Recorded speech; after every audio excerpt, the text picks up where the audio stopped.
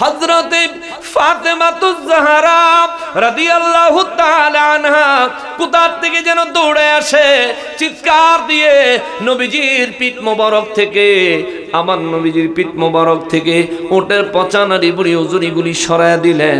সরায়া দিয়া হযরতে ফাতেমা রাদিয়াল্লাহু তাআলা আনহা আমার নবীর জড়ায়া দইরা, আমার নবীজির জড়ায়া দইরা ফাতেমা রাদিয়াল্লাহু কয়, বাবা ও বাবা, এত কষ্ট মক্কার মানুষ আপনারা দেয়, ও বাবা আপনি কি তাদের বিরুদ্ধে আল্লাহর দরবারে বিচার দিতে পারেন না? আমার নবীজি শুধু চোখের পানি ফেলেন, আর কিছু বলেন না। হযরতে ফাতেমা রাদিয়াল্লাহু কয়, বাবা গো, ও বাবা, খোদার কাবার সামনে আমি হাত তুলবো, আপনি আমার সাথে মুনাজাত দিবেন, আমি একটা দোয়া করব, আপনি আমার সাথে দোয়া করবেন। আমার নবী রাহমাতুল লিল আলামিন কয়, ফাতেমা রে, কি দোয়া করবি, কি দোয়া করবি আগে বল। ফাতেমা রাদিয়াল্লাহু কয়, আমি দোয়া করব যেই মক্কাবাসীরা আপনাকে কষ্ট দেয়, আল্লাহ যেন তাদের বিচার করে, তাদেরকে যেন শাস্তি দেয়। আমার নবী ফাতেমা রাদিয়াল্লাহর হাত নামায় কয়, ফাতেমা গো, তুমি খাতুনে জান্নাত, জান্নাতের যুবকদের সরদারদের মা, ও ফাতেমা তুমি আমি নবীজির আহলে বাইতের সদস্য হযরতে আলীর স্ত্রী। ফাতেমা গো, তুমি রাহমাতুল লিল আলামিনের কন্যা, তোমার মর্যাদা আল্লাহর দরবারে শেষ নাই। ও ফাতেমা, তুমি যদি হাত তুলে এমন দোয়া করো, আমার আল্লাহ মক্কাবাসীর ধুলিস্যাৎ করে দিবে, বরবাদ করে দিবে। ফাতেমা গো, আমি কাউরে ধ্বংস করতে আসি নাই, আমি এসেছি মানুষকে ধ্বংস থেকে বাঁচানোর জন্য। জোরে কন্যা সুবহানাল্লাহ। নবীজি বলে, ফাতেমা তুমি দোয়া করা লাগবে না গো ফাতেমা, আমি নবীজি দোয়া করতেছি। আমার নূর নবী রাহমাতুল লিল আলামিন দোয়া করলেন আবু জাহেলের বিরুদ্ধে। এইভাবে ওখানে উপস্থিত 7 জন ছিল, 7 জন। ওই 7 জনের নাম ধরে ধরে আমার নূর নবীজি তাদের বিরুদ্ধে দোয়া করলেন, আল্লাহ তাদেরকে ধ্বংস করেন। হযরতে আব্দুল্লাহ ইবনে মাসউদ রাদিয়াল্লাহু বলেন, আমি দাঁড়ায়া থেকে নূর নবীজির নুরানি জবান মোবারকে ওই দিন তাদের বিরুদ্ধে বদদোয়া শুনেছিলাম। হিজরতের পরে যখন বদরের যুদ্ধ হয়, বদরের যুদ্ধে যেই 70টা কাফের মারা গেছিল, ওই কাফেরদের লাশের ভিতরে আমি আব্দুল্লাহ ইবনে মাসউদ তাকায়া দেখলাম, ওই 70 জন কাফেরের ভিতরে ওই 60টা কাফেরের লাশ আছে। আল্লাহু আকবার। মুসলমানের ও মুসলমান, হযরতে ফাতেমাতুজ জাহরা রাদিয়াল্লাহু তাআলা আনহার কথা যদি বলি, তিনি অনেক ভালো ছিলেন, অনেক মহব্বতের ছিলেন, অনেক পর্দানিশীন ছিলেন। আমাদের সমাজের মা বোনেরা ফাতেমা নাম রাখে, ফাতেমা রাদিয়াল্লাহু তাআলা আনহার চরিত্রে ছিটা ফোঁটাও তাদের মধ্যে পাওয়া যায় না, ঠিক না? ছিটা ফোঁটাও পাওয়া যায় না। ওরে হাট বাজারে মার্কেটে যান, দেখবেন শুধু নারী, কেউ বা আবার সেজে গুজে করছে দোকানদারি, সবকিছুতেই আছে নারী, কেউ বা চালায় হুন্ডা গাড়ি, আছে না? হুন্ডা চালায় আর ফিক ফিক ফিক ফিক ঘন ঘন হরেন দেয়। ও মা গো মা, ওখানে আবার ফেসবুকে মাঝে মধ্যে দেখা যায় কিছু বেডি বেরিয়েছে, বজ্জাত বেডি, ওরা মানে ছেলে মানুষের যে হুন্ডা চালায়, এই হুন্ডা চালায় কই কই জায়গা হুন্ডা চালায়, চিন্তা করেন। জানি না কোন পালের গরু, কোন মা বাপে জানি ছাইরা দিছে গো। হায় হায়। ওরে হাট বাজারে মার্কেটে যান, দেখবেন শুধু নারী, কেউ বা আবার সেজে গুজে করছে দোকানদারি, সবকিছুতেই আছে নারী, কেউ বা চালায় হুন্ডা গাড়ি, কেউ বা অফিস আদালতে চাকরি করতেছে, কিয়ামতের আলামত এসে গেছে, তাই তো ঘরের নারী রাস্তায় নেমেছে, ঠিক না? নারী নিজের রূপে নিজেই বসায় কলঙ্কের দাগ, কারণ তারা চলতে চায় সমান করে ভাগ। আল্লাহ তা করে দিছে 3 ভাগ, পুরুষের দিছে 1 ভাগ। 100-র মধ্যে নারীদেরকে আল্লাহ মর্যাদা দিছে 75, পুরুষের মর্যাদা দিছে 25। কিন্তু এডি কোন ব্যাককলের ব্যাককল, এডি না 75 লাগতো না, 25 কমাইয়া আমার ঘরে 50 দাও, তোমরা 50 নিও। মানে বাঁচার মতন বাঁচতে চাই, সমান অধিকার চাই। অতদিন মরার মতো মরতে হয়েছিল। ওরে নারীর রূপে নারী বসায় কলঙ্কের দাগ, কারণ তারা চলতে চায় সমান করে ভাগ। স্বামীর কথা শুনবো না, বদ্ধ ঘরে থাকবো না, স্বামীর কথা শুনবো না, বদ্ধ করে থাকবো না। চাকরি করতে যে পরে ধর্ষিতা হয়েছে, আসেনি এমন ঘটনা? কিয়ামতের আলামত এসে গেছে, তাই তো ঘরের নারী রাস্তায় নেমেছে, ঠিক কিনা? ওরে বোরকা পড়া বোরকা ছাড়া হাট বাজারে ঘোরে তারা, বোরকা পড়া বোরকা ছাড়া হাট বাজারে ঘোরে তারা। কেউ বা আবার বোরকা পড়ে মুখটা খোলা রেখেছে, বোরকার স্টাইল। ওরে ফির আল্লাহ আল্লাহ আল্লাহ লা ইলাহা ইল্লাহু আল্লাহ আল্লাহ আল্লাহ লা ইলাহা। কাউসারের মালিক নবী বাদশাহ দো জাহান, কৌসারের মালিক নবী বাদশাহ দো জাহান। রোজ হাশরে উম্মতের নবী, রোজ হাশরে তেরে নবী কৌসার করবেন দান। নবীজি আল্লাহ আল্লাহ আল্লাহ লা ইলাহা ইল্লাহু আল্লাহ আল্লাহ।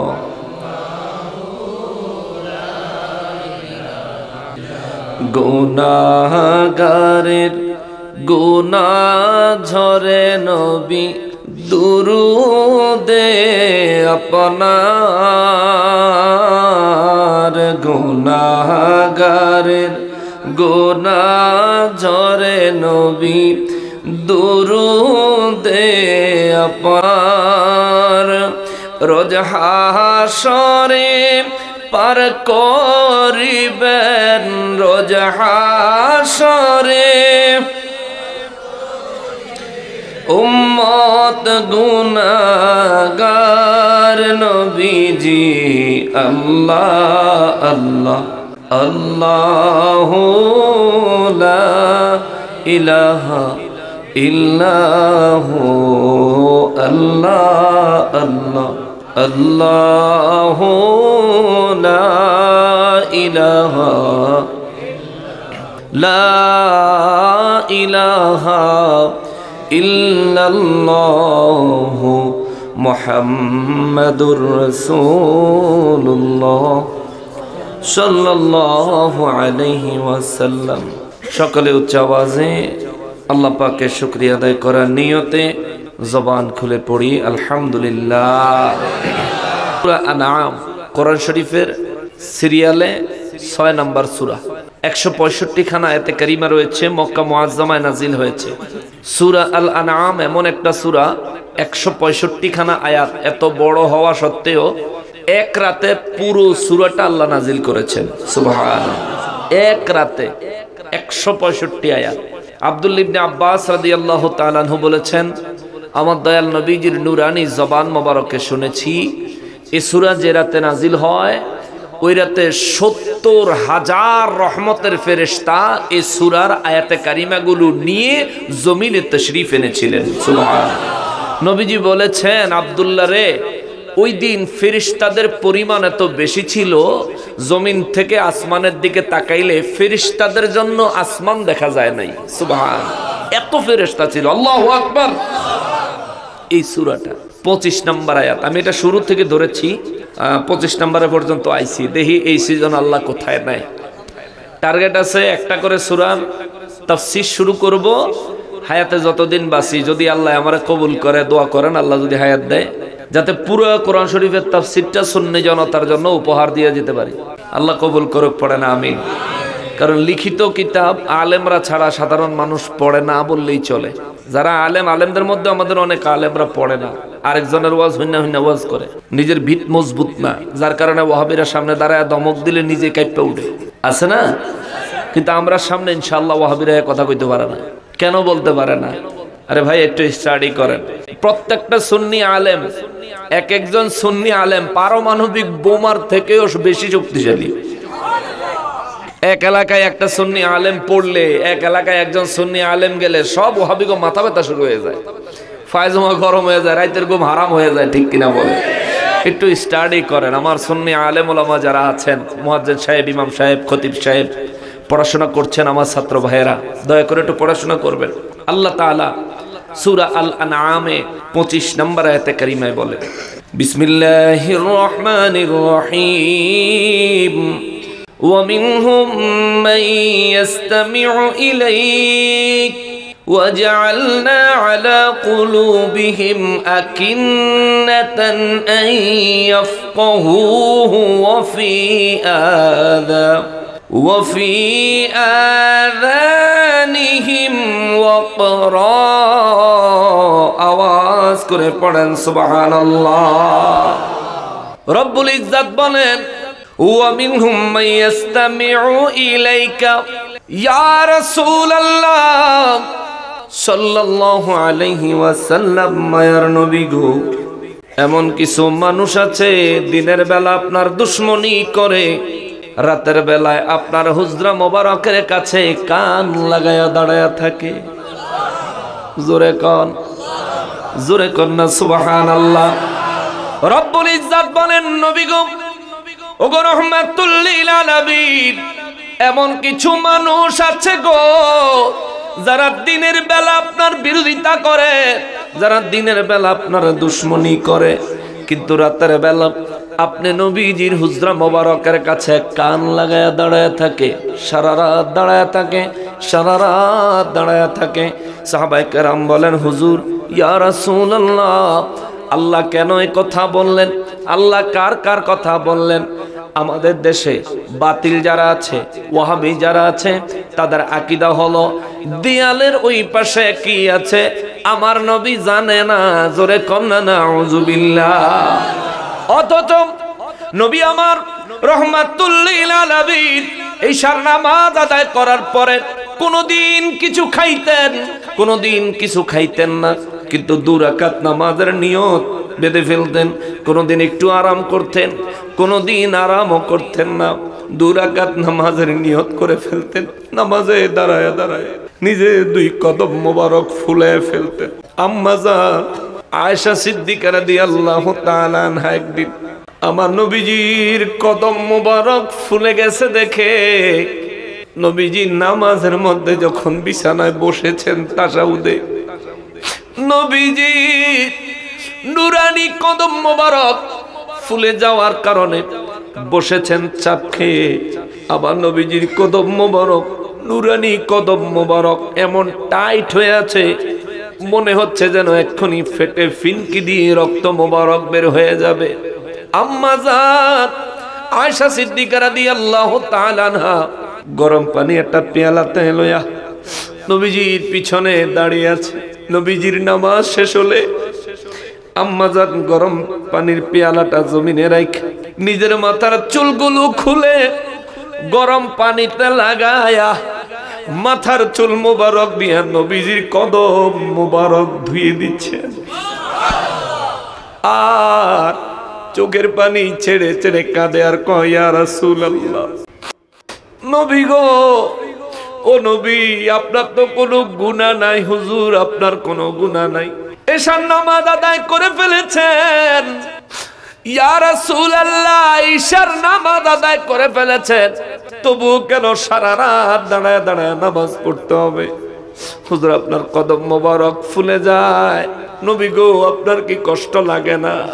আপনার কষ্ট দেখে আমি আয়েশা সহ্য করতে পারি না। ইয়া রাসূলুল্লাহ, আমার নবী ডাক দিয়া কয়, আয়েশা রে, ওরে আয়েশা, আমারও তো মনে চায় রাতের বেলা একটু আরাম করি, আমারও ইচ্ছা করে রাতের বেলা একটু ঘুমাই, কিন্তু যখন উম্মতের কথা মনে পড়ে রে, উম্মতের কথা যখন মনে পড়ে রে আয়েশা, আমি আর বিছানায় পিঠ লাগায়া রাখতে পারি না। আমি উঠে নামাজে দাঁড়ায়া যাই, লম্বা সিজদা দেই রে আয়েশা। সিজদায় গিয়ে আমার মালিকের ডাকি, মালিক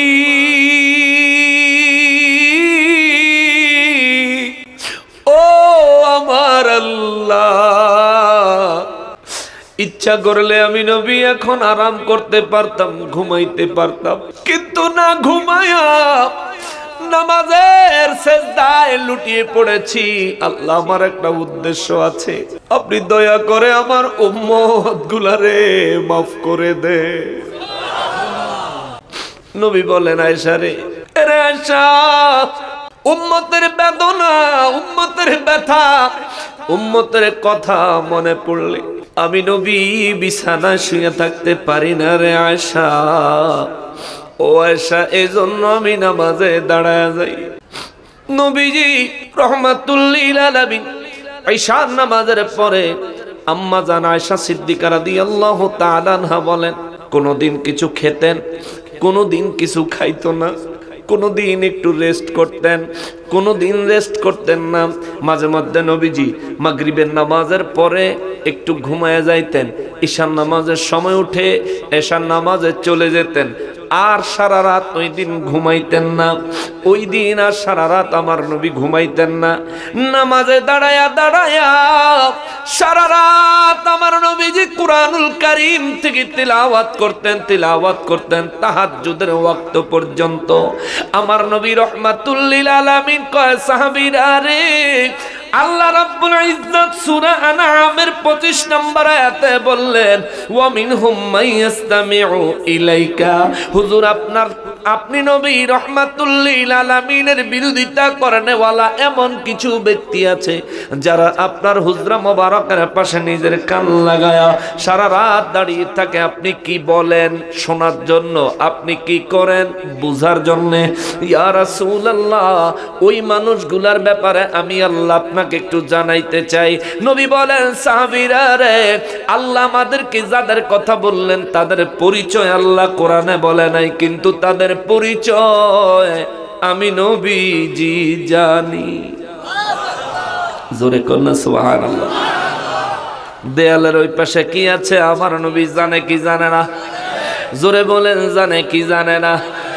দেয়ালের ওই পাশে কি আছে শুধুমাত্র তাই আমার নবী জানে। ব্যাপার এখানে শেষ না, উম্মতের মনে মনে কি চলে এই খবরও আমার নবীজি জানে। কথা বলেন ঠিক কিনা? ওয়াহাবীরা রে, তোমরা মানলে তো ভালো, যদি না মানো তুমি জাহান্নামে চলে যাও, আমাদের কিচ্ছু আসে যায় না, ঠিক কিনা? আমাদের কাজ হলো হক তুলে ধরা, আমাদের কাজ হলো তোমার সামনে ভালো এবং মন্দ দেখায়া দেওয়া। ভালো গ্রহণ করবা না মন্দ গ্রহণ করবা, এটা তোমার ব্যক্তিগত ব্যাপার, ব্যক্তিগত ব্যাপার, ব্যক্তিগত ব্যাপার। এই ব্যাপারে আমাদের কোনো জোর নাই, জবরদস্তি নাই, ইন্টারফেয়ার নাই। যা মন চায় তা করো। তবে শোনো, আল্লাহ রাব্বুল ইজ্জাত আমার নবীজি কি বললেন, হুজুর কিছু মানুষ আপনার কথায় কান লাগায়। সাহাবায়ে কেরাম বলেন, হুজুর কোন সময়? আমার নবী বলেন, রাতের বেলায়। কোন মানুষগুলো? নবী বলেন, যারা দিনে আমার দুশমন, রাতের বেলায় তারা আমার ঘরের পাশে, আমার হুজরা মোবারকের পাশে কান লাগায় শোনে আমি কি বলি, কান লাগায়া বুঝার চেষ্টা করে আমি কি করি। সাহাবায়ে কেরাম বলেন, হুজুর তারা কারা? যদি আমাদের দেশের ওয়াহাবিরা হইতো তাইলে কইতো, হুজুর বাইরে কি হইছে আপনি কেমনে কইবেন? কিন্তু সাহাবায়ে কেরামের আকীদা হলো গোটা সৃষ্টি জগতের কোথায় কি হয় না হয় আল্লাহ জানে নিজের ক্ষমতায়, আমার নবী জানে আল্লাহর দেওয়া ক্ষমতায়, ঠিক কি না?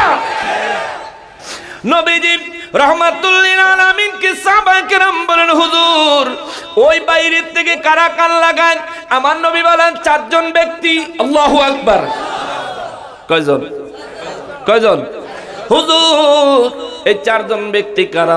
আমার নবী বলেন 1 নম্বরে হলো আবু সুফিয়ান, 2 নম্বরে হলো ওয়ালিদ, 3 নম্বরে হলো নাজার, 4 নম্বরে হলো আবু জাহিল্লা। আবু জাহিল্লা সাহাবায়ে কেরাম বলেন হুজুর তারা 4 জন আপনার ঘরে এখানে এসে কান লাগায়? নবী বলেন হ্যাঁ। সাহাবায়ে কেরাম বলেন হুজুর কেন? নবী কয় কেন পরে জানবা, এখানে আরো একটা মজার খবর আছে। সুবহানাল্লাহ। কি খবর? সাহাবায়ে কেরামের নবী বলেন রাহমাতুল লিল আলামিন বলেন সাহাবীরা রে এখানে মজার খবর আছে। ইয়া রাসূলুল্লাহ কি মজার খবর? আমার নবী বলেন আবু সুফিয়ানে জানে না, ওয়ালিদেও যে আইছে ওয়ালিদে জানে না, নাজারেও যে আইছে নাজারে জানে না, আবু জাহেলেও যে আইছে। অর্থাৎ 4 জন আমার হুজরা মোবারকের 4 দিকে 4 বেড়ার সাথে দেয়ালের সাথে 4 দিকে এসে কান লাগায় দাঁড়ায় থাকে। আবু সুফিয়ানে মনে করে সে একাই কান লাগাইছে, আবু জাহিল্লা মনে করে সে একাই কান লাগাইছে, ওয়ালিদে মনে করে, নাজারে মনে করে, প্রত্যেকে মনে করে সে একাই কান লাগাইছে।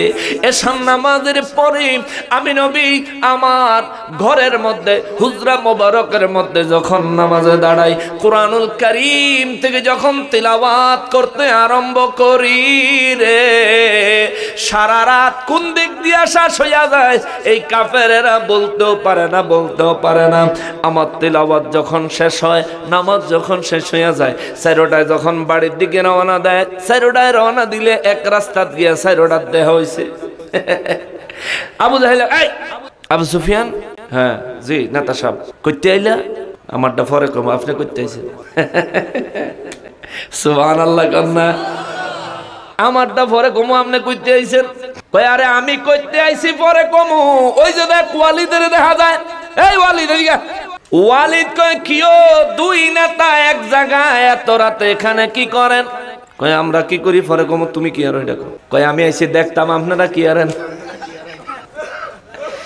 আবু সুফিয়ান কয় সালাকি দেখায়ও না, কত হইলে তো বুঝছো না আর কি কমু।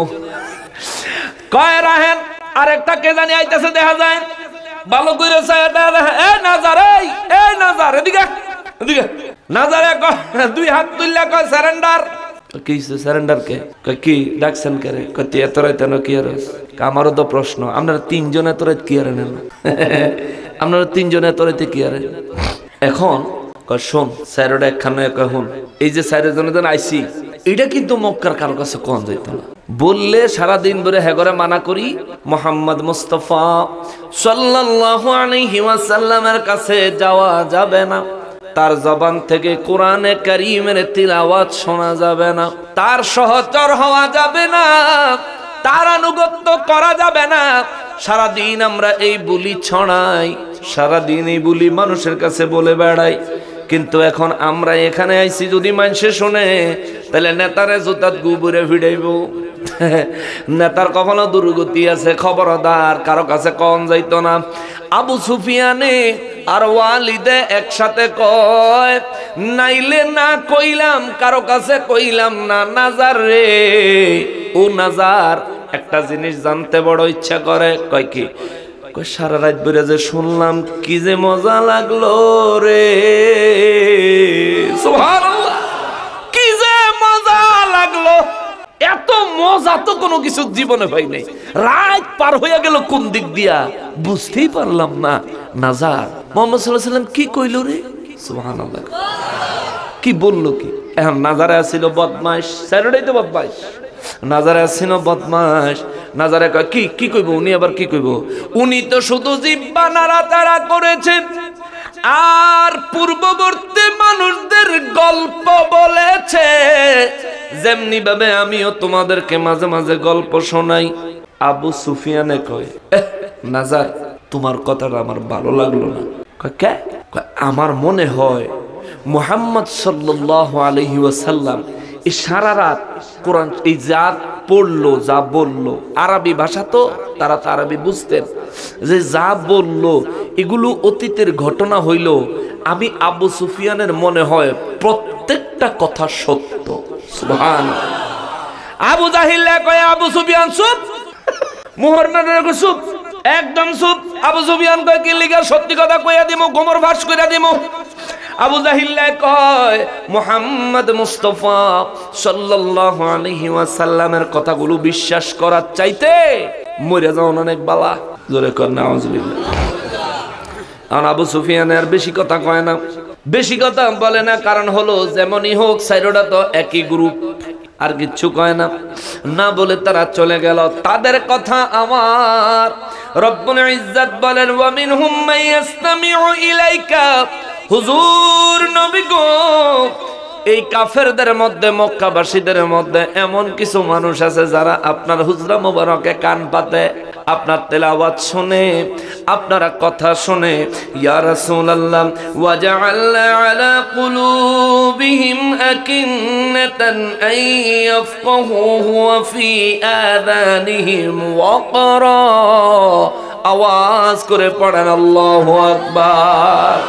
সাহাবায়ে কেরাম বলেন নবী গো, ও নবী, কত মানুষ আপনার চেহারা মুবারক দেখে দেখে ঈমান এনেছে, কত মানুষ আপনার নূরানি জবান মোবারকে কুরআনুল কারীমের তিলাওয়াত শুনে শুনে ঈমান এনেছে।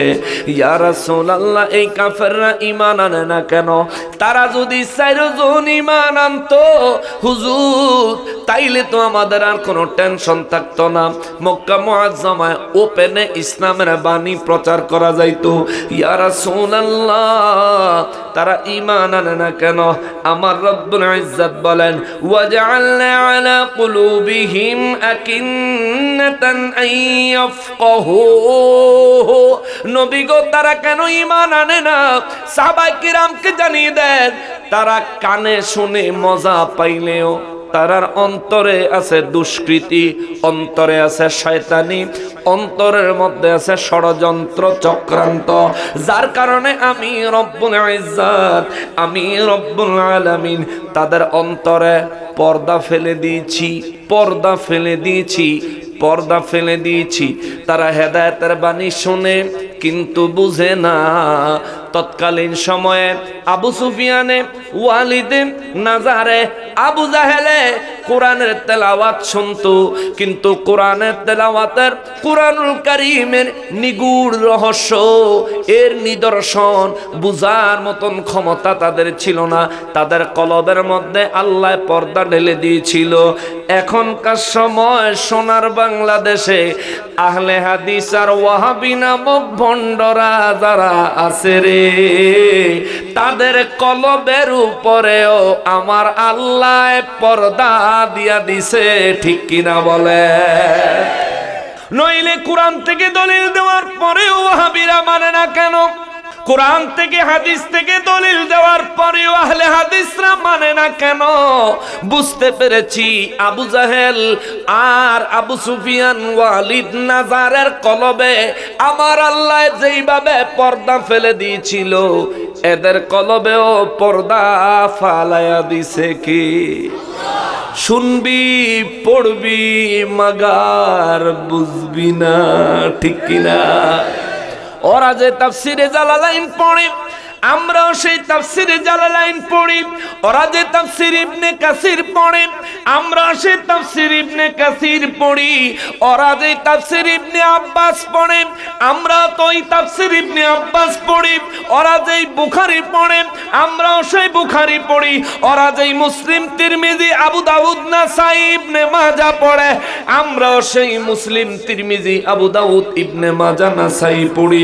কিন্তু দুঃখের ব্যাপার হলো আমরা আল্লাহর কোরআন, নবীর সুন্নাহ যেখানেই পৃষ্ঠা খুলি, আমার নবীর শান, আমার নবীর মান, আমার নবীর প্রেম, আমার নবীর ইজ্জত, আমার নবীজির হুরমত মোবারক আমরা যেখানে তাকাই সেখানেই দেখতে পাই। আর ওরা যেদিকেই তাকায় সেদিকেই শুধু নবীজির অক্ষমতা খুঁজে পায়। কথা বলেন ঠিক কিনা? যেদিকে তাকায় নবী নূর নয় মাটি, নবী ইলমে গায়েব জানে না, নবী হাজির ও নাজির হইতে পারে না। মেরাজের রাতে নবী মসজিদে আকসা থেকে ফিরে আইছে, উপরের দিকে যায় নাই। নাউজুবিল্লাহ। তারা এভাবে বলে। অথচ তারা যে কিতাব পড়ে আমরাও সেই কিতাব পড়ি, একই কিতাব পড়ে আমরা বলি আমার নবীজিকে নূর মোবারক দিয়ে বানিয়েছেন কে? আমার নবীজিকে ইলমে গায়েব মোবারক দান করেছেন কে? আমার নবীজি সহ। শুধু আমার নবী না, সূরা নিসার 41 নম্বর আয়াত দলিল দেয় সমস্ত নবীরাই হাজির ও নাজির। জোরে কন্যা সুবহানাল্লাহ। শুধু নবীরা। তাফসিরে মাজহারি খোলো, তাফসিরে মাজহারি। তাফসিরে মাজহারিতে আল্লামা কাজী সানাউল্লাহ পানিপতি রহমাতুল্লাহ আলাইহি লেখে আল্লাহর ওলিরাও কবরে জিন্দা, এমন জিন্দা তারা কবর থেকে বের হতে পারে, আল্লাহর সৃষ্টি জগতের যে কোনো জায়গায় ভ্রমণ করতে পারে, তাদের বন্ধু তাদের পক্ষের মানুষকে সাহায্য করতে পারে, তাদের দুশমন তাদের শত্রুদেরকে দমন করার ক্ষমতাও আল্লাহ ইন্তেকালের পরেও তার ওলিদেরকে আমার আল্লাহ দিয়েছে। জোরে কন্যা সুবহানাল্লাহ।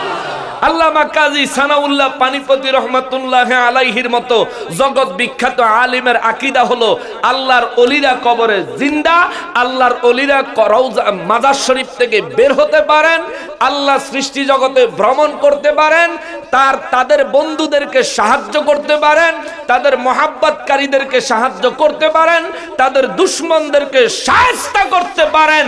যেখানে আল্লামা কাজী সানাউল্লাহ পানিপতি রহমাতুল্লাহ আলাইহির মতো মানুষ ওলি আল্লাহ সম্পর্কে এমন আকীদা পোষণ করে, এর বিরোধিতা করার তুমি কোন ফকিন্নির পোলা? ঠিক কিনা বলেন? তুই কে রে?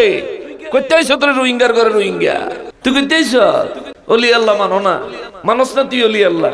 আরে শায়েখ মনজুর আহমদ রিফাই হুজুর রে দেহস না, না তো রাসূল রাখছে মরণ যেন নবী আপনার জান্নাতুল আপনার রওজা মোবারকের সামনে হয়, কবরটা যেন জান্নাতুল বাকিতে হয়। যেমনে লেখছে হেমনে পাইছিনি, যেমনে লেখছে হেমনে পাইছিনি। তুই বুঝবি কি বেড়া? তুই প্রেমও বুঝোস না, কামও বুঝোস না। আল্লাহ তারে হেদায়েত দেখ। জোরে করা আমি। কষ্ট পাচ্ছেন আপনারা? আমি সত্যি কথা জীবন ভরে এমনি কইছি, আরো কম মাত্রা আরো বাড়বো, কমান যাব না। কারণ দেশ ভাইরাসের সংখ্যা বাড়তেছে। করোনার টিকা 3টা দিয়ে হজে যাওয়ানোর সময় হাজিরা আরো 2টা দেওয়া লাগবে। করোনার টিকা তো 3বারে 3টা দিছে, হজে যাওয়ানোর সময় একবার ওই 2টা দিয়ে দিছে। মাগুমা 3-4 দিন আতলারতাম পারি না। মানে ভ্যাকসিন দেওয়ার পরেও আরো ভ্যাকসিন বাকি থাকে। এই ওয়াহাবি বাতিল যারা আহলে হাদিস বন্ড, এদেরকে সাইজ করতেই হইব, নাইলে সুন্নিদের ঈমান বাঁচানো যাইতো না। মুসলমানের আরিফ, আমার পেয়ারা নবীর উম্মতের আরিফ, রব্বুল ইজ্জত কয় ওয়াজআলনা আলা কুলুবিহিম আকিন্নাতান আইয়াফকাহুহু, তাদের কলবের মধ্যে আমি আল্লাহ পর্দা দিয়ে দিয়েছি। কেন দিছি হুজুর? বিশ্ববাসীকে জানায় দেন তাদের মনের নিয়ত খারাপ, নিয়ত খারাপ, নিয়ত খারাপ, তাদের মনের পরিকল্পনা খারাপ, তাদের অন্তরের কলুষিয়তার কারণে, তাদের অসৎ উদ্দেশ্যের কারণে, তাদের উদ্দেশ্য সৎ না, অসৎ উদ্দেশ্যের কারণে আমি আল্লাহ তাদের অন্তরের উপরে পর্দা ফেলে দিয়েছি। তাদের নিয়ত খারাপ হওয়ার কারণে পর্দা ফেলে দিয়েছি। ওয়াফি আযানিহিম ওয়াকরা, আমার রব্বুল ইজ্জত কয় নবী গো, আমি আল্লাহ তাদের কলবের মধ্যে, তাদের কানের মধ্যে সিপি এঁটে দিয়েছি। আল্লাহু আকবার। সিপি বুঝেন? সিপি এটা বোতলের সিপি, বোতলে আটকায় দিলাম। এবার এটা যদি 14 হাত পানির নিচে বোতল ডুবাইয়া দেন, 1 ফোঁটা পানি ভিতরে ডুববো নি? ডুববো? মুখ আটকায় দিলেন। 14 হাত পানি কেন? এখন এটার মধ্যে যদি সামান্য পরিমাণ বাতাসও ঢুকাইতে চান, ঢুকবো নি? ঢুকবো কেমনে? এটা চাপ দেন না। যদি বাতাস ঢুকতো তাহলে তো বেরোইতো, বেরো হয় না, ঢুকেও না। এটার নাম হইল সিপি, এটার নাম হলো সিপি। আল্লাহ কয় নবী গো,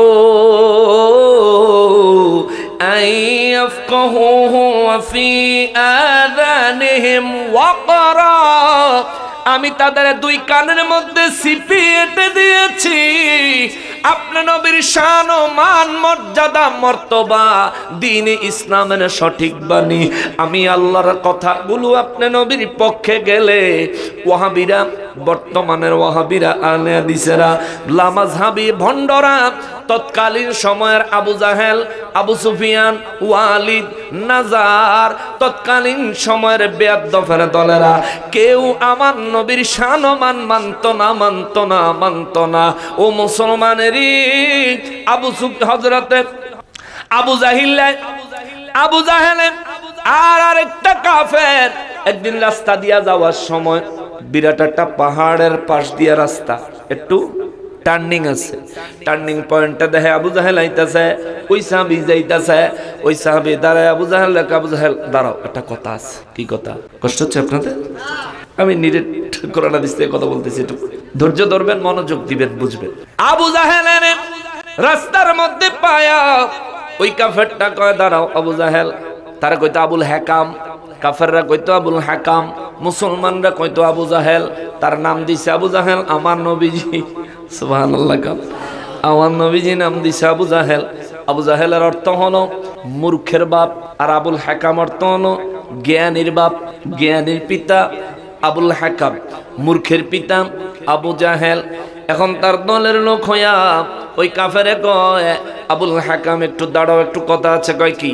কয় এই জায়গার মধ্যে, এটা পাহাড়ের বাঁক, পাহাড়ের পাদদেশ, এটা একটা টার্নিং পয়েন্ট।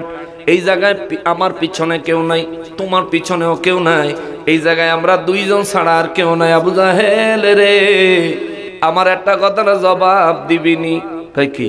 কয় তুমি সত্যি করে বলো তো, মুহাম্মদ মুস্তাফা সাল্লাল্লাহু আলাইহি ওয়াসাল্লাম যেই দিন, যেই ধর্ম, যেই ইসলামের কথা বলে, মুহাম্মদ সাল্লাল্লাহু আলাইহি ওয়াসাল্লাম কি সত্য বলে? সুবহানাল্লাহ। আবু জাহেলে কয় যেহেতু কেউ নাই তাইলে কই? আরে মুহাম্মদ সাল্লাল্লাহু আলাইহি ওয়াসাল্লাম মিথ্যা কথা বলবেন কেন? তে তো ছোট থেকে আমাদের সামনে বড় হয়েছে, জীবনে কোনোদিন মিথ্যা বলে নাই। সুবহানাল্লাহ। শোন, সত্যি কইতাছে, কিন্তু বেড়া বুঝোস না। আবু জাহেল কয় বেড়া বুঝোস না? কি বুঝি নাকি? মুহাম্মদ মুস্তাফা সাল্লাল্লাহু আলাইহি ওয়াসাল্লাম হলেন হাশিমি, তিনি কুরাইশ বংশে, কিন্তু হাশিমি। আর আমরা হইলাম শুধুমাত্র কুরাইশ। খেয়াল করেন, আমরা হইলাম শুধুমাত্র কুরাইশ। কুরাইশদের মধ্যে হাশিমিরা শ্রেষ্ঠ। আমাগো আশা ছিল কুরাইশ বংশের মধ্যে নবুয়ত প্রাপ্ত আখিরি নবী আসবে। এখন হাশিমি বংশ সেরা, হাশিমি বংশের মধ্যে যদি সেরা নবীর নবুয়ত যদি আমরা স্বীকার করি, আমাকে ইজ্জত থাকে নি বেড়া? বাট পারে কয় আমরা ইজ্জত থাকে, আমাদের আর কোনো দাম থাকবো? মানুষ আমাদের মূল্য দিব? হেলিগে তো মানে না। নাহলে মুহাম্মদ সাল্লাল্লাহু আলাইহি ওয়াসাল্লাম যাই বলে সত্য বলে। আল্লাহু আকবার। আবু জাহেল জানতো নবী সত্য বলেছে, স্বার্থের জন্য নবীকে অস্বীকার করত। আমার দেশের বাতিলেরা তারাও জানে সুন্নি আলেমরা সত্য বলে, সত্য বলেছে, সত্য বলতেছে, সত্য বলবে, কিন্তু এই বাতিলেরা স্বার্থের জন্য তা বয়কট করে, অস্বীকার করে। ঠিক কিনা বলেন? স্বার্থের জন্য। ওই আবু জাহেলের স্বভাব, আবু জাহেলের স্বভাব। মুসলমানের আমার পেয়ারা নবীর উম্মতেরা রে, তৎকালীন যুগে কাফের বেঈমানদের কলবে পর্দা ফেলেছিল কে? জোরে কন্যা কে? তাদের কানের মধ্যে সিপি লাগাইয়া দিছে কে? কে লাগাইছে? সিপি মোহরাঙ্কিত করেছেন, সিপি আটকাইয়া দিছে। এবার বোতলের মুখে সিপি থাকলে ভিতরে কিছু যাবে না, ভিতর থেকে কিছু বেরও হবে না, ঠিক না? এইবার যদি ওই কাফেরদের কথা চিন্তা করি, তাদের কান দিয়া হেদায়েতের বাণী মগজে, অন্তরে যাবে না। যদি কোনোভাবে কান চাইপা ধরলেও অনেক সময় দেখবেন আস্তে হইলেও কথা শোনা যায়। কোনো না কোনো ভাবে যদি কানে দিয়া ঢুইকা কলবের দরজা পর্যন্ত যায়, সেখানে গিয়া আবার ফিরে আসবে, কারণ আগে তাদের কলবে পর্দা ফালাইয়া দিছে কে? মুসলমানেরই।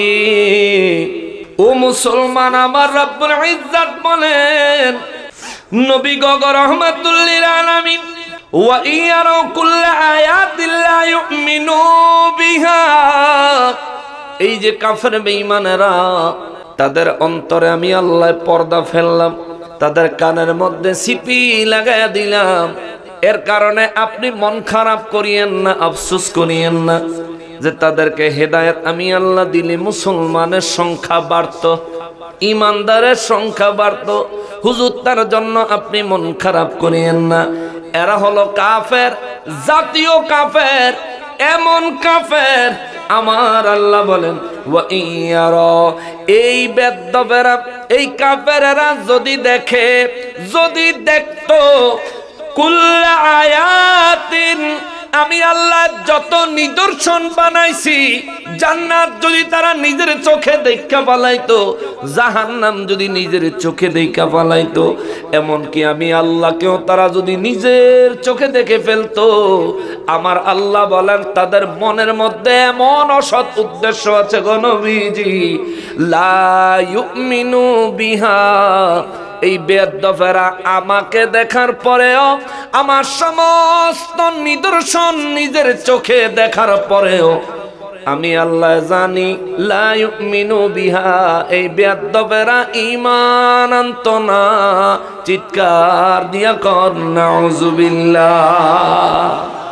আল্লাহ সব নিদর্শন দেখলেও তারা ঈমান আনতো। আমাদের দেশের বাতিলদের সাথে দেখেন কত মিল। কোরআন দেখে, কোরআনের আয়াত দেখে, হাদিস দেখে, হাদিসের নবীজির শান ও মান দেখে, কিন্তু মানে না। দেখেন হেরার আপন রক্তের বাইয়গুলোকে কি মিল। রব্বুল ইজ্জাত আরা বলেন হাত্তা ইযা জাউকা ইউজাদিলুনাকা ইয়াকুলুল্লাযীনা কাফারু ইন হাযা ইল্লা আসাতীরুল আউয়ালিন। রব্বুল ইজ্জাত বলেন নবী গো, ও নবী, এই বেয়াদবেরা সারা রাত ভরে আপনার জবানে কোরআনে কারীমের তেলাওয়াত শুনে, কিন্তু সকালবেলা অস্বীকার করে। কারণ হলো তাদের কলবে আমি আল্লাহ পর্দা ফেলে দিয়েছি, তাদের কানের মধ্যে সিপি এঁটে দিয়েছি। আমার আল্লাহ আরো কয় হুজুর ইয়া রাসূলুল্লাহ, নবী গো, সারা রাত কোরআন শরীফের তেলাওয়াত শুনেও এই বেয়াদবেরা আপনার দরবারে আসে। হাত্তা ইযা জাউকা, আপনার দরবারে তারা আসে, ইউজাদিলুনাকা, আয়েশা আপনার সঙ্গে তর্কে লিপ্ত হয়। নাউযুবিল্লাহ। কি করে? তর্ক করে আল্লাহর রাসূলের সাথে। কত বড় দুঃসাহস আল্লাহর রাসূলের সাথে। অথচ আল্লাহ কয় লা তারফাউ আসওয়াতাকুম ফাওকা সাওতিন নবী, আমার নবীর সাথে কেউ করো না বেয়াদবি, আমার নবীর সাথে কেহ করো না বেয়াদবি, নইলে আমল ধ্বংস হবে টের পাবি না, নইলে আমল ধ্বংস হবে টের পাবি না। নবীর দরবারের কোনো নাই রে তুলনা, যে দরবারের আদব রক্ষা করেন রব্বানা, যে দরবারের আদব শিক্ষা দেন রব্বানা। ঠিক কিনা বলেন? যে সব শব্দে পরস্পরকে কর সম্বোধন, সে সব শব্দ নবীর শানে করোনা উচ্চারণ। আল্লাহু আকবার। সূরা হুজুরাতের 2 নম্বর আয়াতে আল্লাহ বলছেন যে সব শব্দে পরস্পরকে কর সম্বোধন, সে সব শব্দ নবীর শানে করোনা উচ্চারণ, সে সব শব্দ নবীর শানে করোনা উচ্চারণ, নইলে আমল ধ্বংস হবে টের পাবি না। ঠিক কিনা বলেন? ওহাবিরা, এই যাই মনে করো জীবনভর নামাজ পড়েছো, তাবলিগে গেছো গাটি লইয়া, মসজিদে মসজিদে খাইছো আর ঘুমাইছো, টঙ্গি গিয়া তুমি হজ করো, 49 কোটি রাকাতের সওয়াব লইয়াইও। যত সওয়াব তোমার আমলনামায় থাকুক, তোমার বিশ্বাস অনুযায়ী যদি তোমার আমলনামায় সওয়াব থাকেও, যখন ওই তুমি নবীরে মাটির নবী কও, বলার সাথে সাথে সারা জীবনের আমল ধ্বংস হইয়া যায়। ঘোষণাকার তোমার যদি আমল পৃথিবীর সবার আমলের থেকে বেশি নেক আমল যদি তোমার আমলনামায় থাকে, তবুও যদি তুমি নবীর ইজ্জতে আঘাত দিয়া কথা কও, তোমার আমলনামা সব শেষ। ঘোষণাকার কে ঘোষণা দিয়েছে? অতএব অত লাফাইও না, অত লাফাইও না। 49 কোটি টাকাতে সব বেলে টঙ্গি গেলে ফাজিলের বাচ্চারা কয় কি রে, মক্কা শরীফে গেলে 1 লাখ রাকাতে সব এক রাকাতে, আর টঙ্গি গেলে বেলে 49 কোটি টাকাতে সব। তাও কয় তো কয়া খান তো দেয় না। বই লেখছে দাওয়াতে তাবলীগ, হুজুরে যেতে লেখছে হেতার নাম হইল মাওলানা আশরাফ আলী তালেবী, 80 পৃষ্ঠার ভিতরে লেখছে টঙ্গি গিয়া 1 রাকাত নামাজ পড়লে 49 কোটি টাকাতে সব হইব। রওয়াহু ইবনে মাজাহ 192 পৃষ্ঠা। কত বড় বাটপা! ইবনে মাজাহ শরীফে বলে টঙ্গির ইস্তেমার কথা আছে। খোদার কাবা বাইতুল্লাহকে সামনে রেখে নামাজ পড়লে 1 লক্ষ রাকাতের সওয়াব। আর হেরা টঙ্গি গেলে বেলে 49 কোটি রাকাত। মাগো মাগো মাগো, আল্লাহ হেদায়েত দেখ জোরে করা আমি। আপনারাও যাইতে পারেন। বলে হুজুর যাই, কত মানুষ একখানা টঙ্গির জিয়া মুনাজাতটা দইরাই যাইবেন আপনি যান। আপনি যদি মনে করেন বলে মক্কা মদিনা শরীফে হজে যাইতে আল্লাহ আপনার টঙ্গি গিয়া কইরাই শেষ, ইমানও গেছে, আমলও গেছে, যাও ন ফাও খাও ন ফাও, ঠিক কিনা? খবরদার। আপনি যদি মনে করেন 49 কোটি টাকা সওয়াবের লেগে যাইবেন টঙ্গি, তাইলে আপনি যাও ন শেষ, টিয়াও শেষ, পয়সাও শেষ, আমলও শেষ, ইমানও শেষ, ঠিক কিনা বলে? এগুলো করেন না। আর যদি মনে করেন বলে না হুজুর এমনি গ্রামের মানুষে গেছি আর কি, গাড়ি দিয়া ভাড়া লাগে না, খাওয়ান লাগে না, যাই কদুর ঘুরি গাড়ি আইলাম আর মনোজাত কেন ধরি আইলাম, যদি এইরকম খেয়াল হয় তাইলে কোনো দোষ নাই। তবুও আপনি যদি মুমিন হন, যেই জায়গা সম্পর্কে ইসলাম বিদ্বেষী কথাবার্তা এই জায়গার যারা আমানতদার তারাই ছড়ায় রাখছে, ওই জায়গাতে আপনি মুমিন হলে আপনার জন্য না যাওয়াই উচিত। আপনি যাবেন না যদি মুমিন হন। খবরদার মুসলমানের আরিফ, আমার পেয়ারা নবীর উম্মতের আরিফ, রব্বুল ইজ্জাত আমার আল্লাহ কয় হুজুর এই মানুষগুলো সারা রাত কোরআন পড়ে, সকালবেলা আপনার সঙ্গে তর্কে লিপ্ত হয়, আপনার সঙ্গে তর্কে লিপ্ত হয়। হুজুর এই মানুষগুলা আপনার সাথে তর্কে লিপ্ত হয়, তাও আমার আল্লাহ কয় কি কইয়া তর্ক করে জানেননি? কি বলে তর্কটা করে এইটা পর্যন্ত আমার আল্লাহ কোরআনে বলে দিয়েছেন। সুবহানাল্লাহ। কোন রব্বুল ইজ্জাত কয়, এরা কয় ইয়াকুলু, তারা বলতে থাকে আল্লাযীনা কাফারু, ওই কাফের দলেরা বলতে থাকে ইন হাদা ইল্লা আসাতিরুল আউয়ালিন। নবী গো, ও নবী, সারা রাত আপনি যেই গল্প কিচ্ছা কাহিনী গাইলেন, যেগুলো পড়লেন, এগুলোই তো পূর্ববর্তী মানুষদের সম্পর্কে বানানো গল্প কিচ্ছা কাহিনী। জোরে কর নাউযুবিল্লাহ। এটা কইয়া তর্ক লাগে যে বানানো কিচ্ছা কাহিনী। আমাগো দেশ হন সুন্নি আলেমরা বয়ান করলে এই ওয়াহাবির বাচ্চা ওয়াহাবিরা আমরা বলে কিচ্ছা কু। এ দেখছেন নি এরা কার বংশধর? এরা আবু জাহিল্লার প্রেতাত্মা, ঠিক কিনা বলে? আবু জাহেলের কথার লগে হেরার কথার কত মিল। নবীজিরে কইতো, নবী বেলে গল্প কয়, আগেরকার মানুষের বেলে কিচ্ছা কয়, এগুলি বেলে বানায়া কয়। আমাদের দেশের ওয়াহাবির বাচ্চা ওয়াহাবিরা হরিণে নবী দেখে চিনলো, হরিণে হরিণ শিকারি ধরলো, ওই হরিণ বেঁধে রাখলো, নবীজিকে দেখে হরিণ কান্না করলো, হরিণ নবীজির কাছে সাহায্য চাইলো, নবীজি ওখানে দাঁড়িয়ে রইলেন, হরিণকে ছেড়ে দিল, হরিণ বাচ্চাদের কাছে গেল, বাচ্চাদেরকে দুধ পান করায়া বিদায় নিয়া আবার হরিণ ফিরে আসলো। যেই বেটা হরিণ শিকারী নবীর কথা হরিণে শুনে দেখা কালেমা পড়ে মুসলমান হয়ে গেল। সুবহান। এই হরিণ শিকারী বেড়ায় মুসলমান হয়ে গেছে। আমার দেশের ওয়াহাবিরা বাতিলের গোষ্ঠীরা তারা কয় এটা বলে জাল হাদিস। জোরে কর না, আরো জোরে কর না, নাউযুবিল্লাহ। এই বেয়াদবে করে বুঝাইবো কেমনে? ওরা কয় আমরা বলে এডি বলে বানায়া কই, এ হরিণের কথা আমরা বলে বানায়া কই, নবী শানের কথা কইলে আমরা কই বানা কই, পীর আউলিয়াদের কারামতের কথা বললে আমরা কয়, তারা কয় আমরা বলে বানায়া কই। আমি চিন্তা করলাম ওরা কি লিখে কথা না কয়, কর্তিকা ফাইল এই কথাটা। ও মা সূরা আনআম খুললা 25 নম্বর আয়াতের শেষের দিকে চাই দেখি, বাবা রে বাবা, এরার পূর্বপুরুষ মুরব্বী হইল আবু জাহেলে। ঠিক কি না বলে? আল্লাহ কয় ইয়াকুলুল লাযীনা কাফারু, আল্লাহ কয় কাফেরের দলেরা, কাফেরের গোষ্ঠীরা আমার নবীর সাথে তর্ক করত, নবীজিরে বলতো, নবীজিরে বলতো, নবীজিরে বলতো ইন হাদা ইল্লা আসাতিরুল আউয়ালিন, যে সমস্ত কথাগুলি রাইতের বেলা আপনি কইছেন এগুলো তো আগেরকার মানুষদের গল্প, কিচ্ছা কাহিনী। এগুলো আবার আল্লাহর কোরআন হয় কেমনে? জোরে কন্না নাউজুবিল্লাহ। আমার নবী মুস্কি হাসি দিয়া কয়, খেয়াল করেন ওরার কথা ওরা ধরা খায়। আমার নবী মুস্কি হাসি দিয়া কয়, মক্কাবাসী মানুষের আমার কোরআন শুনতে আপনারাই তো নিষেধ করেন। কত নিষেধ করবো না? তুমি আগেরকার নবীদের, আগেরকার মানুষের কিছু গল্প, কিচ্ছা কাহিনী এগুলি বলো, কবিতার আকারে, ছন্দ আকারে বলো, এগুলো এই জন্যই তো মানুষের শুনতে নিষেধ করি। আমার নবী বলেন, মানুষের শুনতে নিষেধ করলে আপনারা শুনেন কেন?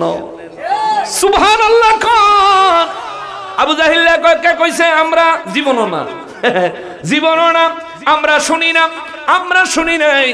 আমার নবী বলেন, যদি না শোনেন তাইলে আমি কি কইছি, কি পড়ছি, আগেরকার কারো গল্প কিচ্ছা কইছি কি কই নাই, এটা বুঝলেন কেমনে? সুবহানাল্লাহ। না মক্কার মানুষ কয়, আবু জাহিল্লা রে, তোর নেতাগিরি সুডাইয়া ফালামু, তুমি মজা খাও, রাইতের বেলা যায় আমরা রে শুনতে দাও না। আজকার পর থেকে নবীজির কোরআন শুনতে যদি আমাদেরকে বাধা দাও তাহলে খবর আছে। আল্লাহু আকবার। আমরা শুনবো তিনি কি বলতে চায়, আমরা শুনবো তিনি কি বলতে চায়, এবং উনার থেকে বয়স্ক প্রবীণ মুরব্বী যারা আছে তাদের কাছ থেকে উনার জবানের কথাগুলোর সত্যতা যাচাই করব। যদি মুরব্বীরা বলে, ইহুদিদের আলেম আছে, খ্রিস্টানদের পাদ্রী আলেম আছে, তারা যদি বলে হ্যাঁ এই ধরনের ঘটনার কথা আমাদের নবী রাসূল, পীর মাশায়েখ, আমাদের আলেমদের কাছেও আমরা শুনছি, তাইলে বুঝা যাইব মুহাম্মদ সাল্লাল্লাহু আলাইহি ওয়াসাল্লাম সত্য বলতেছে, আর মুহাম্মদ সাল্লাল্লাহু আলাইহি ওয়াসাল্লাম সত্য বলছেন। এটা যদি প্রমাণ হয় আমরা ঈমান আনবো। তুই আবু জাহিল্লা ঠেকাইতে পারবি না। জোরে কন্না মারহাবা। আবু জাহিল্লা কয় বিপদে হয়ে গেল, বিপদে হয়ে গেল। রব্বুল ইজ্জত কয়, ইয়াকুলুল লাযীনা কাফারু, ওই কাফেরের দলেরা কইতো, আমাদের দেশের বাতিলদের সাথে কাফেরদের কত মিল দেখেন। কাফেররা নবীরে কইতো গল্প, কিচ্ছা কাহিনী বলে বানায়া কয়। আমাদের দেশের বাতিলেরা, ওয়াহাবিরা, আলে হাদিসের বেদ্যফেরা আমাগরে কয়, আমরা বলে বানায়া বানায়া কই, বানায়া বানায়া কই। আল্লাহর কোরআন থেকে কইলেও কয় বানায়া কই, নবীর সুন্নাহ থেকে বললেও কয় বানায়া কই, সিরাতের কিতাব থেকে বললেও কয় বানায়া কই।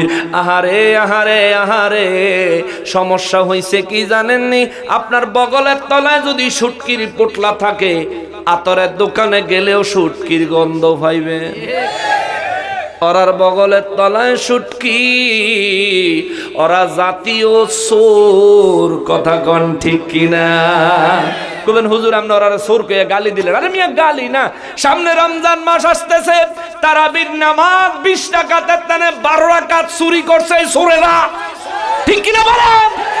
সারা জীবন 20 রাকাত পড়লাম, মুরব্বীরা 20 রাকাত পড়লো, হেতে আইয়া করতে না, আইসা আইয়া কয় না না 8 রাকাত, 8 রাকাত। চোর। ঠিক কিনা বলেন? এটা আন্তর্জাতিক চোর।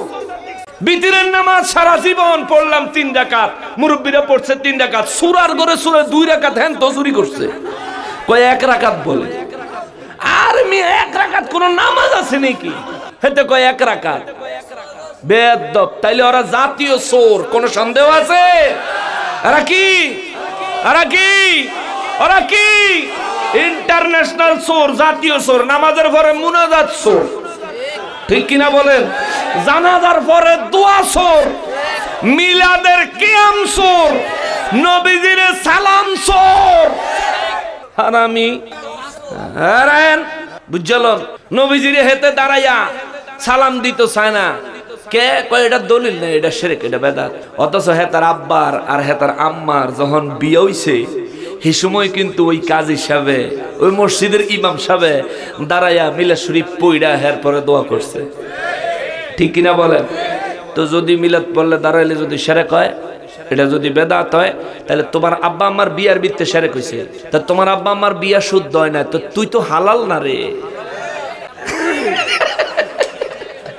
তুই তো হালাল না রে।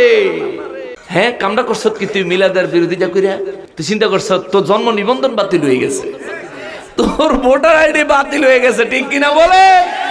তোর দেশের নাগরিকত্ব বাদ, তুই রোহিঙ্গার ঘরে রোহিঙ্গা।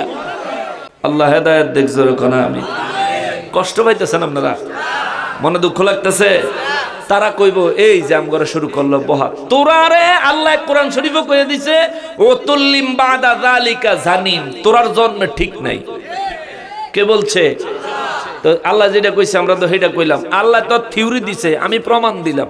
তোমার কাছে মিলাদ ভালো লাগে না, এটা শিরক বেদাত। তো তোর আব্বা আম্মার বিয়ার সময় তো মিলাদ পড়ছে, তাহলে তোর আব্বা আম্মার কবর তো উড়াই আবার বিয়া পড়া, তুই বিয়া পড়া শুদ্ধ করিয়া ফাদাম দামা কোন আনার। হ্যাঁ, ফাদাম দামা কোন কামে লাগে?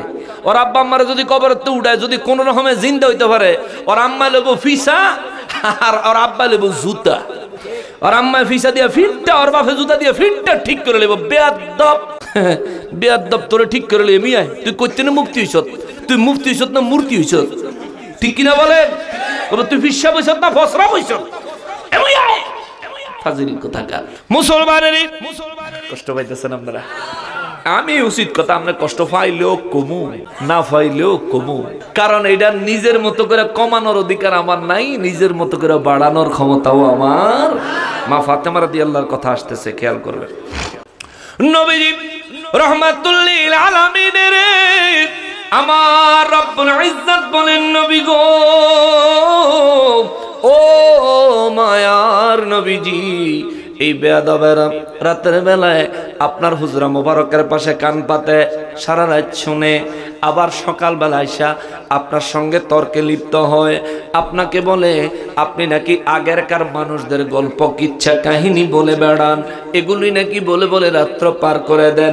ইয়া রাসূলুল্লাহ, এদের পরিচয় হলো ওয়াহুম ইয়ানহাউনা আনহু ওয়া ইয়ানআউনা আনহু। এরা মানুষদেরকে আপনি নবী থেকে, আপনারা কোরআন থেকে, আপনি নবীর থেকে, আপনি নবীকে আমি আল্লাহ যে কোরআনুল কারীম দান করেছি, এই কোরআনুল কারীম থেকে মানুষকে দূরে রাখার চেষ্টা করে, তারা দূরে রাখার চেষ্টা করে। হুয়ায়ান আওনা আনহুম, এবং তারা নিজেরাও পলায়ন করে, তারা নিজেরাও কোরআন থেকে দূরে থাকতে চায়, কিন্তু যতটা দূরে যাইতে চায়, কোরআনের টান এত মধুর রে, যত দূরে যাইতে চায় তত কাছে চলে আসে। আল্লাহু আকবার। রব্বুল ইজ্জত বলেন, ওয়া ইয়ুহলিকুনা ইল্লা আনফুসাহুম ওয়া মা ইয়াশউরুন।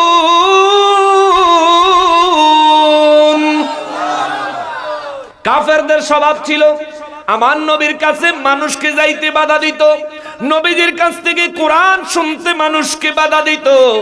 ওহাবীদের স্বভাব হইল সুন্নি আলেম, পীর মাশায়েখ, আল্লাহর ওলির দরবারে যাইতে মানুষে বাধা দেয়, ঠিক কিনা? চরিত্রগুলো কেমনে মিলে দেখেন, 100% কাফেররা বাধা দিত নবীর কাছে যাইতে, ওহাবীরা আহলে হাদিসরা বাধা দেয়, ওলি আল্লাহর কাছে যাইও না, মাজার শরীফে যাইও না, সুন্নি আলেমদের কাছে যাইও না। আবার কাফেররা বাধা দিত মানুষকে কোরআন শুনতে, ওহাবীরা আহলে হাদিস এই ভণ্ডর দলেরা মানুষকে বাধা দেয়, ওলি আল্লাহর জবানের ওয়াজ শুনতে যাইও না, ওলি আল্লাহর জবান থেকে তালিম নিতে যাইও না, ওলি আল্লাহর কাছে নিজেকে পরিশুদ্ধ করতে যাইও না, আল্লাহর ওলিদের দরবারে যাইও না, সুন্নি আলেমদের বয়ান শুনতে যাইও না, সুন্নি আলেমদের মাহফিলের মধ্যে যাইও না। এইভাবে তারা প্রভাকাণ্ডা চালায়। ও মুসলমান, যদি মনে করেন 2023 সালের আজকে হইল 3 ফেব্রুয়ারি, যদি মনে করেন 2023 সালের এই 3 ফেব্রুয়ারিতে এই ধরনের কাজ বাতিল শুরু হয়েছে, বাবা ব্যাপারটা এমন না 1450 বছর আগে কাফেরেরা এই কাম শুরু কইরা দিয়া গেছে, ওহাবীরা আহলে হাদিসরা তা ধইরা রাখছে, ঠিক কিনা বলেন? আর আমার নবীজি রাহমাতুল লিল আলামিন সাহাবায়ে কেরামের মাধ্যমে আমার নবীজি একটা জিনিস দিয়া গেছে, যেই জিনিসটা আল্লাহর ওলিরা ধরে রাখছে, বেঈমানকে ঈমানের দাওয়াত দাও, গুনাহগারকে নেকের দিকে টানো। গুনাহগার পাপীর আত্মা, যার আত্মা গুনাহ করতে করতে কলুষিত হয়ে গেছে, কলব ময়লা হয়ে গেছে, যার কলব বরবাদ হয়ে গেছে, আল্লাহর ওলিরা, আল্লাহর ওলিদেরকে আল্লাহর দয়ায় এমন পাওয়ার দেওয়া হয়েছে, গুনাহগার পাপী তার দিকে মায়ার নজর দিয়া গুনাহগারে গুনাহ ঝরায়া আল্লাহর ওলি বানায়া দে। কেন আল্লাহর ওলির দরবারে যাইতে নিষেধ করে আর আপনারা কেন শোনেন, কেন তাদের কথা মানেন? এ মুসলমান, আমার নবী রহমাতুল্লিল আলামিন বলেন, আমার রব্বুল ইজ্জত পৃথিবীর মধ্যে 3000 রোগের সৃষ্টি করেছেন। কত রোগের সংখ্যা কত? 3000। 1000 রোগ হলো শরীরের। 1000 রোগ কিসের? এই 1000 রোগের চিকিৎসক বিভিন্ন ভাবে পাওয়া যাবে। 1000 রোগের ঔষধ আল্লাহর সৃষ্টিতে গাছ গাছলার মধ্যে পাওয়া যাবে। আরো বাকি রইল কয় হাজার? এ 2000 রোগ শরীরের না, এ 2000 রোগ হলো অন্তরের, কলবের। কুরআনুল কারীমে আমার আল্লাহ বলেন, ফি কুলুবিহিম মারাদ ফাযাদাহুমুল্লাহু মারাদা। ও মুসলমান, নবীর দুশ্মনী যারা করে, আল্লাহ কয় তাদের কলব অসুস্থ, তাদের কলব রোগাক্রান্ত, তাদের কলব রোগে ধরছে, রোগে রে। আল্লাহ কয় তাদের অন্তরে নবীর দুশ্মনী থাকার কারণে ফাযাদাহুমুল্লাহু মারাদা, আমি আল্লাহ তার রোগ ভালো করি না, তার রোগ আরো বাড়ায়া দে। জোরে কন্না নাউযুবিল্লাহ। এই জন্য ওয়াহাবি দেখবেন দিন দিন আরো বড় ওয়াহাবি হয়, আহলে হাদিস দেখবেন দিন দিন আরো বড় আহলে হাদিস হয়, সুন্নিরে দেখবেন দিনে দিনে আল্লাহর ওলির সোহবত নিয়া আল্লাহর প্রিয় কামেলে ওলি হয়ে যায়। ঠিক কি না? আল্লাহ কয় ফি কুলুবিহিম মারাদুন, তাদের অন্তর রোগাক্রান্ত, তাদের অন্তর রোগাক্রান্ত। ফাযাদাহুমুল্লাহু মারাদা, আমি আল্লাহ তাদের অন্তরের রোগ আরো বাড়ায় দিই। কেন? কেন বাড়ায় দেয়? ও বাবা, কথা শুনবেন, বুঝবেন। আপনার মাথা বাড়ছে, এক্সাম্পল, মাথা বাড়ছে, আপনি যদি ডাক্তারের কাছে না যান, তাইলে এই ক্ষত কি ভালো হইব না আরো ক্ষতি হইব? আরো ক্ষতি হইব না? এই ক্ষত কি কমবো না আরো বাড়বো? কমবো না আরো বাড়বো? আল্লাহ কয় ফি কুলুবিহিম মারাদুন, তাদের কলবের মধ্যে রোগে আক্রান্ত করেছে, তাদের কলব রোগে ধরেছে, তাদের অন্তর রোগাক্রান্ত হয়ে গেছে। ফাযাদাহুমুল্লাহু মারাদা, আমি তাদের রোগ বাড়ায় দেই। কারণ হলো এরা রোগ ভালো করার জন্য কোনো ওলির কাছে যায় না, রোগ ভালো করার জন্য কোনো আল্লাহর ওলির দরবারে যায় না। কেননা ইন্না রাহমাতাল্লাহি করিবুম মিনাল মুহসিনিন, আমি আল্লাহর রহমত ছাড়া অন্তরের কলবের রোগ ভালো হবে না। আর আমি আল্লাহ আমার রহমত আমার মুহসিন বান্দা আল্লাহর ওলিদের দরবারে রেখেছি। ও বান্দা, তুমি যদি আমার ওলিদের দরবারে না যাও, আমার ওলিদের কদমে যদি হাজির না হও, তোমার কলবের রোগের চিকিৎসা হবে না। যেমনি ভাবে ফাটা মাথা লইয়া বাড়িতে বসে থাকলে চিকিৎসা হবে না, হাসপাতালে যেতে হবে। কলবের রোগ নিয়ে নিজের মতো দুনিয়ার হেলায় হেলায় জীবন কাটাইলে চলবে না, তোমাকেও আল্লাহর ওলির কদমে যেতে হবে। হাসপাতালে গিয়া পইড়া থাকলে লাভ হবে না, একজন ডাক্তার ধরতে হবে, তারে দিয়া চিকিৎসা করাইতে হবে। আল্লাহর ওলির দরবারে গিয়া ঘোরাফেরা করানো কাজ হবে না। আল্লাহর ওলির দরবারে যায়া হক্কানি একজন আল্লাহর ওলি ধরবি, আল্লাহর ওলির দিয়া নিজের কলবের চিকিৎসা করবি। কলবের রোগ আমার আল্লাহ মুক্ত করে দিবে। আল্লাহু আকবার। ঠিক কিনা মুসলমান? বিশ্বাস হয়নি? গৌসে পাকের দরবারে সূর আল্লাহর ওলি হয়েছে, বড় প্রসিদ্ধ ঘটনা, সবাই জানি। গৌসে পাকের দরবারে সূর আল্লাহর ওলি হয়েছে, জানেন না? এই ঘটনা জানেন না?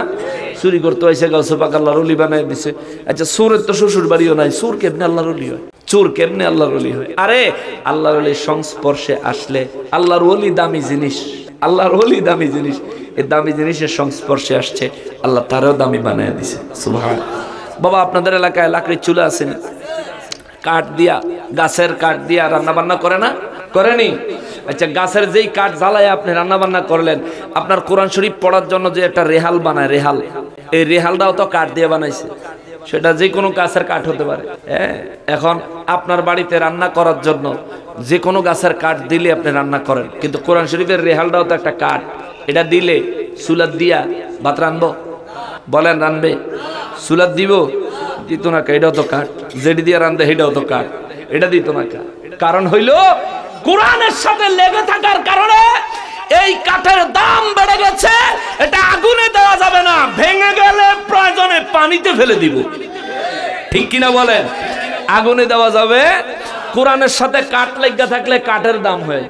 আরে এই কোরআন তো আমার নবীর খাতিরে দিয়েছেন আল্লাহ। তাহলে কোরআনের লগে লেগে থাকলে যদি কাঠ দামি হয়, নবীর সাথে লেগে থাকলে তো আল্লাহু আকবার, প্রকৃত আশরাফুল মাখলুকাত হয়ে যাব। ঠিক কিনা বলেন? আল্লাহ কোরআন শরীফে ঘোষণা দিয়ে রাখছেন তো, কুনতুম খায়রা উম্মাতিন উখরিজাত লিন-নাস। যে আপনার প্রিয় খাঁটি উম্মত হতে পেরেছে, আমি আল্লাহ তাকে গোটা মানব জাতির মধ্যে শ্রেষ্ঠ বানিয়ে দিয়েছি। জোরে কন্যা সুবহানাল্লাহ। নবী ছাড়া উপায়? নবী ছাড়া উপায়? যত বাহাদুরি, যত মাস্তানি করো, নবী ছাড়া উপায়। এর আগের আয়াত আমি পরশুদিন হবিগঞ্জে আলোচনা করছিলাম। আল্লাহ কয়, ওয়া ইয়াওমা নাহশুরুহুম জামিআ সুম্মা নাকুলু লিল্লাযীনা আশরাকু আইনা শুরাকাউকুমুল্লাযীনা কুনতুম তাজউমুন।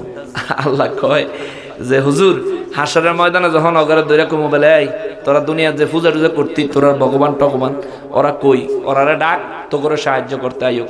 তখন তারা কি কইব? আল্লাহ কি করব? ওয়াল্লাহি রব্বিনা, আল্লাহর কসম ও আমার প্রতিপালক। আল্লাহরে কইব, আল্লাহর কসম, আল্লাহর কসম ও আমাদের প্রতিপালক। মা কুন্না মুশরিক, আমরা কেউ মুশরিক ছিলাম না। নাউজুবিল্লাহ। মা কুন্না মুশরিক, আমরা কেউ মুশরিক ছিলাম না, একদম হুদা কথা।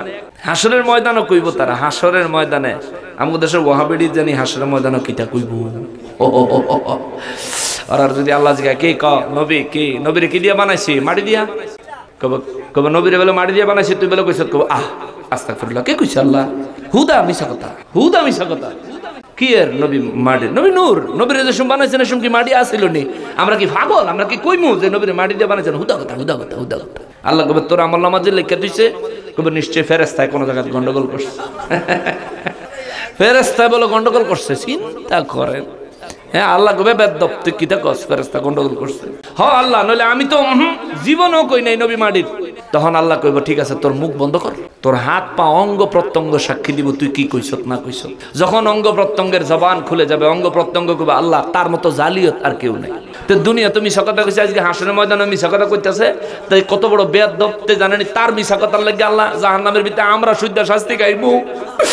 আল্লাহ আমাকে মাফ করে দেন, আমরা ঠিক ওই কইছে, ও কইছে। এখন আমরা কি বিপদে পড়ছি আল্লাহ দেখেন তো। আল্লাহ তারা জাহান্নামে দেন, আমরা দিয়েন না। আল্লাহ কে বলে, মুসলমানের ও মুসলমান, রব্বুল ইজ্জত বলেন, নবী গো, আপনার আনুগত্য করতে, কোরআন শুনতে মানুষকে এরা বাধা দেয় এবং নিজেরাও কোরআন থেকে পালিয়ে যাওয়ার চেষ্টা করে। আল্লাহ রব্বুল ইজ্জত বলেন, ইয়া রাসূলুল্লাহ, এই মানুষগুলো যারা ওয়া ইউহলিকুনা ইল্লা আনফুসাহুম, এরা তো মানুষকে ফিরাইতেও পারে না, নিজেরাও বাঁচতে পারে না, বরং এরা শুধু নিজেদেরকে ধ্বংস করে দিচ্ছে, নিজেদেরকে বরবাদ করে দিচ্ছে। ওয়ামা ইয়াশউরুন, এরা যে নিজেদেরকে নিজেরাই শেষ করে দিচ্ছে, এই ব্যাপারটা ওরা বুঝতেও পারতেছে না। জোরে বলেন আল্লাহু আকবার। আমাদের দেশের ওয়াহাবিরা মনে করে এরা ব্যস্ত গেছে গা বুঝি, এরা মনে করে এক ফাও বুঝি ব্যস্ত দিয়া লাইছে। এদের স্বভাব ওই কাফেরদের স্বভাব একরকম, এদের ঠিকানা ওই কাফেরদের ঠিকানা এক জায়গায়। ও মুসলমান রে, ও মুসলমান, আজকেও আসার সময় গাড়ির মধ্যে একটা ছেলে ফোন করছে, কোন জায়গা থেকে যেন, ছেলের বয়স বলে 19 বছর, নামটা বলল না। ছেলেটা কয়, হুজুর আমি ওয়াহাবি মাদ্রাসায় পড়তাম, পড়ালেখা ছাইরা দিছি, বেশ কয়েক বছর হয়েছে। হুজুর আমি আপনার কাছে একটা কথা কইতে ফোন দিছি, আপনার ওয়াজ আমি শুনি। আমি কই কি? কয় হুজুর ও এতদিন ওয়াহাবি আছিলাম, আমি এখন সুন্নি হইতাম চাই। মারহাবা কর। ওয়াহাবিরা জায়গায় জায়গায় সুন্নি হইতেছে, আল্লাহ হেদায়েত দিছে, মারহাবা কর। সুন্নিয়ত সত্য, তার উজ্জ্বল বাস্তব প্রমাণ আল্লাহ দিনে দিনে জায়গায় জায়গায় দিকে দিকে দিচ্ছে, তবুও বুঝে না ওয়াহাবিরা, তবুও বুঝে না। আমি কই বাবা তুমি সুন্নি হইতা? কয় জি। আমি তো সুন্নি হইতে গেলে এখন আমি কি করতে পারি? কয় হুজুর আমি কি করবো, আমার একটু দিক নির্দেশনা দেন। তাই বললাম তুমি যেহেতু ওয়াহাবি ছিলা, তাইলে তুমি তো জানো যে ওয়াহাবিদের আকীদা আর সুন্নিদের আকীদার মধ্যে পার্থক্য কোথায়। হুজুর কিছু কিছু জানি। আমি বললাম যেটা জানো না এটা আমারে ফোন করো, আমাকে জিজ্ঞেস করো, আমি তোমাকে সময় দেওয়ার চেষ্টা করব। আর ইবাদত বন্দিকে কিন্তু লাগবো। সুন্নি হইলে ইবাদত লাগে না, এই ধরনের কথাবার্তা যদি কেউ বললা থাকে তাহলে এটা ভুল। ইবাদত লাগবে, ইবাদত লাগবে, ইবাদত লাগবে। ইবাদত হবে কার জন্য? জোরে কন্যা কার জন্য? কার জন্য? নামাজ পড়েননি? পড়েননিও? আয়াতে কারিমার শুরুতে নূর নবী রাহমাতুল লিল আলামিনের নামাজ মোবারকের কথা বলছিলাম। আমার নবীজি নামাজ পড়তেন, নামাজে সিজদা মোবারকে পড়ে আমার নূর নবী রাহমাতুল লিল আলামিন রব্বুল ইজ্জাতের দরবারে উম্মতের ক্ষমার জন্য প্রার্থনা করতেন। উম্মতের ক্ষমার জন্য আল্লাহ রব্বুল ইজ্জাতের দরবারে ক্ষমা চাইতেন, ক্ষমা চাইতেন। আর আমরা মুসলমান হইছি, আমরা নামাজ পড়ি না। আমরা মুসলমান হইছি, আমরা নামাজ পড়ি না, আমরা নামাজ পড়ি না। ও মুসলমান নামাজ পড়িয়েন। নামাজের জন্য আমার নবীজি বড় কষ্ট করেছেন, কষ্ট। আমার নবী রাহমাতুল লিল আলামিনের একদিন নবীজি কাবা শরীফের চত্বরে মুলতাজাম মোবারক বরাবরে, আমার নবী মাকামে ইব্রাহিম বরাবরে আমার নবীজি নামাজের নিয়ত করলেন, নামাজে দাঁড়ালেন। নবীজি নামাজ পড়ছেন, নামাজের যখন নবীজি সেজদা দিবেন, আবু জাহেল হঠাৎ করে হেরাম শরীফের চত্বরের মধ্যে আসলো। আইসা আমার নবীজিকে নামাজে দেখে আবু জাহেল ঘোষণা দিল, এই তোমাদের মধ্যে কে আছো? ওটের পচা নারী বুড়ি আইনা মুহাম্মদ সাল্লাল্লাহু আলাইহি ওয়াসাল্লাম যখন নামাজের সিজদায় যায়, মুহাম্মদ সাল্লাল্লাহু আলাইহি ওয়াসাল্লামের নামাজের সিজদায় গেলে তার ঘাড়ের উপর, তার মাথার উপর ওটের পচা নারী বুড়িগুলি চাপায়া দিতে পারবা কে আছো? একটা যুবক দাঁড়ায় কয় আমি পারবো। দৌড়ে গেল, উটের পচা নারী বুড়ি আনলো। আমার নবীজি যখন নামাজের সিজদা দিলেন, নবীজির দুই কাঁধ মোবারকের মাঝখানে অর্থাৎ মেরুদণ্ড বরাবর নবীজির মাথা মোবারকটা ছেড়ে এই পর্যন্ত মাথা মোবারক ছেড়ে সিজদা মোবারকে গেলে পিঠের উপরে, পিঠ সহ ঘাড় সহ এই উটের পচা উজুরি নারী বুড়ি আমার নবীজির পিঠ মোবারকে চাপায়া দিলে ওজনের কারণে, দুর্গন্ধের কারণে আমার নবীজি সিজদা মোবারক থেকে মাথা মোবারক তুলতে পারেন না। চাপের কারণে কপাল মোবারকে ব্যথা পাচ্ছেন, নাক মোবারকে ব্যথা পাচ্ছেন। আমার নবীজি সিজদা মোবারকে থেকে দুই চোখের পানি জরজর করে ছাড়ে। আর আমার নবী কয়, মালিক ও আমার আল্লাহ, যেই কষ্ট কাফের বেঈমানেরা আমাকে দিচ্ছে গো আল্লাহ, ও আমার আল্লাহ, এই কষ্টের বিনিময় আমার গুনাহগার উম্মত গুলারে ক্ষমা করে দিও। সুবহান। নবীজি রাহমাতুল লিল আলামিনের পিঠ মোবারকের উপরে উটের পচা উজুরি নারী বুড়ি চাপায়া দিলে আমার নবী রাহমাতুল লিল আলামিন উঠতে পারেন না। কাফেররা খিলখিল করে হাসতেছে। সাহাবীদের মধ্যে হযরতে আব্দুল্লাহ ইবনে মাসউদ রাদিয়াল্লাহু তাআলা আনহু বলেন, সেদিন আমিও সেখানে উপস্থিত ছিলাম। আমি তাকিয়েছিলাম কিন্তু নিরুপায় ছিলাম। আমরা তখন ইসলাম গ্রহণ করেছি গোপনে, প্রকাশ্যে ইসলাম গ্রহণ করতে পারি না। আমার নবী রাহমাতুল লিল আলামিনের এই কষ্টের অবস্থা দেখে আমি আব্দুল্লাহর মনে চাইছিল আমি যাইতাম, যায়া নবীজির শরীর মোবারক থেকে এই উটের পচা নারী বুড়ি সরায়া নবীজিকে সেখান থেকে মুক্ত করতাম। কিন্তু কাফের বেঈমানদের কারণে আমি আর সাহস করতে পারলাম না। কিছুক্ষণ পরে হযরতে ফাতেমাতুজ জাহরা রাদিয়াল্লাহু তাআলা আনহা কোথা থেকে যেন দৌড়ে আসে, চিৎকার দিয়ে নবীজির পিঠ মোবারক থেকে, আমার নবীজির পিঠ মোবারক থেকে উটের পচা নারী বুড়ি উজুরিগুলি সরায়া দিলেন। সরায়া দিয়া হযরতে ফাতেমা রাদিয়াল্লাহু তাআলা আনহা আমার নবীর জড়ায়া দইরা, আমার নবীজির জড়ায়া দইরা ফাতেমা রাদিয়াল্লাহু কয়, বাবা ও বাবা, এত কষ্ট মক্কার মানুষ আপনারে দেয়, ও বাবা আপনি কি তাদের বিরুদ্ধে আল্লাহর দরবারে বিচার দিতে পারেন না? আমার নবীজি শুধু চোখের পানি ফেলেন, আর কিছু বলেন না। হযরতে ফাতেমা রাদিয়াল্লাহু কয়, বাবা গো, ও বাবা, খোদার কাবার সামনে আমি হাত তুলবো, আপনি আমার সাথে মুনাজাত দিবেন, আমি একটা দোয়া করব, আপনি আমার সাথে দোয়া করবেন। আমার নবী রাহমাতুল লিল আলামিন কয়, ফাতেমা রে, কি দোয়া করবি, কি দোয়া করবি আগে বল। ফাতেমা রাদিয়াল্লাহু কয়, আমি দোয়া করব যেই মক্কাবাসীরা আপনাকে কষ্ট দেয় আল্লাহ যেন তাদের বিচার করে, তাদেরকে যেন শাস্তি দেয়। আমার নবী ফাতেমা রাদিয়াল্লাহর হাত নামায় কয়, ফাতেমা গো, তুমি খাতুনে জান্নাত, জান্নাতের যুবকদের সরদারদের মা, ও ফাতেমা তুমি আমি নবীজির আহলে বাইতের সদস্য হযরতে আলীর স্ত্রী। ফাতেমা গো, তুমি রহমাতুল লিল আলামিনের কন্যা, তোমার মর্যাদা আল্লাহর দরবারে শেষ নাই। ও ফাতেমা, তুমি যদি হাত তুলে এমন দোয়া করো আমার আল্লাহ মক্কাবাসীর ধুলিস্যাৎ করে দিবে, বরবাদ করে দিবে। ফাতেমা গো, আমি কাউরে ধ্বংস করতে আসি নাই, আমি এসেছি মানুষকে ধ্বংস থেকে বাঁচানোর জন্য। জোরে কন্যা সুবহানাল্লাহ। নবীজি বলে, ফাতেমা তুমি দোয়া করা লাগবে না গো ফাতেমা, আমি নবীজি দোয়া করতেছি। আমার নূর নবী রাহমাতুল লিল আলামিন দোয়া করলেন আবু জাহেলের বিরুদ্ধে। এইভাবে ওখানে উপস্থিত 7 জন ছিল, 7 জন। ওই 7 জনের নাম ধরে ধরে আমার নূর নবীজি তাদের বিরুদ্ধে দোয়া করলেন, আল্লাহ তাদেরকে ধ্বংস করেন। হযরতে আব্দুল্লাহ ইবনে মাসউদ রাদিয়াল্লাহু বলেন, আমি দাঁড়ায়া থেকে নূর নবীজির নুরানি জবান মোবারকে ওই দিন তাদের বিরুদ্ধে বদদোয়া শুনেছিলাম। হিজরতের পরে যখন বদরের যুদ্ধ হয়, বদরের যুদ্ধে যেই 70টা কাফের মারা গেছিল, ওই কাফেরদের লাশের ভিতরে আমি আব্দুল্লাহ ইবনে মাসউদ তাকায়া দেখলাম ওই 70 জন কাফেরের ভিতরে ওই 60টা কাফেরের লাশ আছে। আল্লাহু আকবার।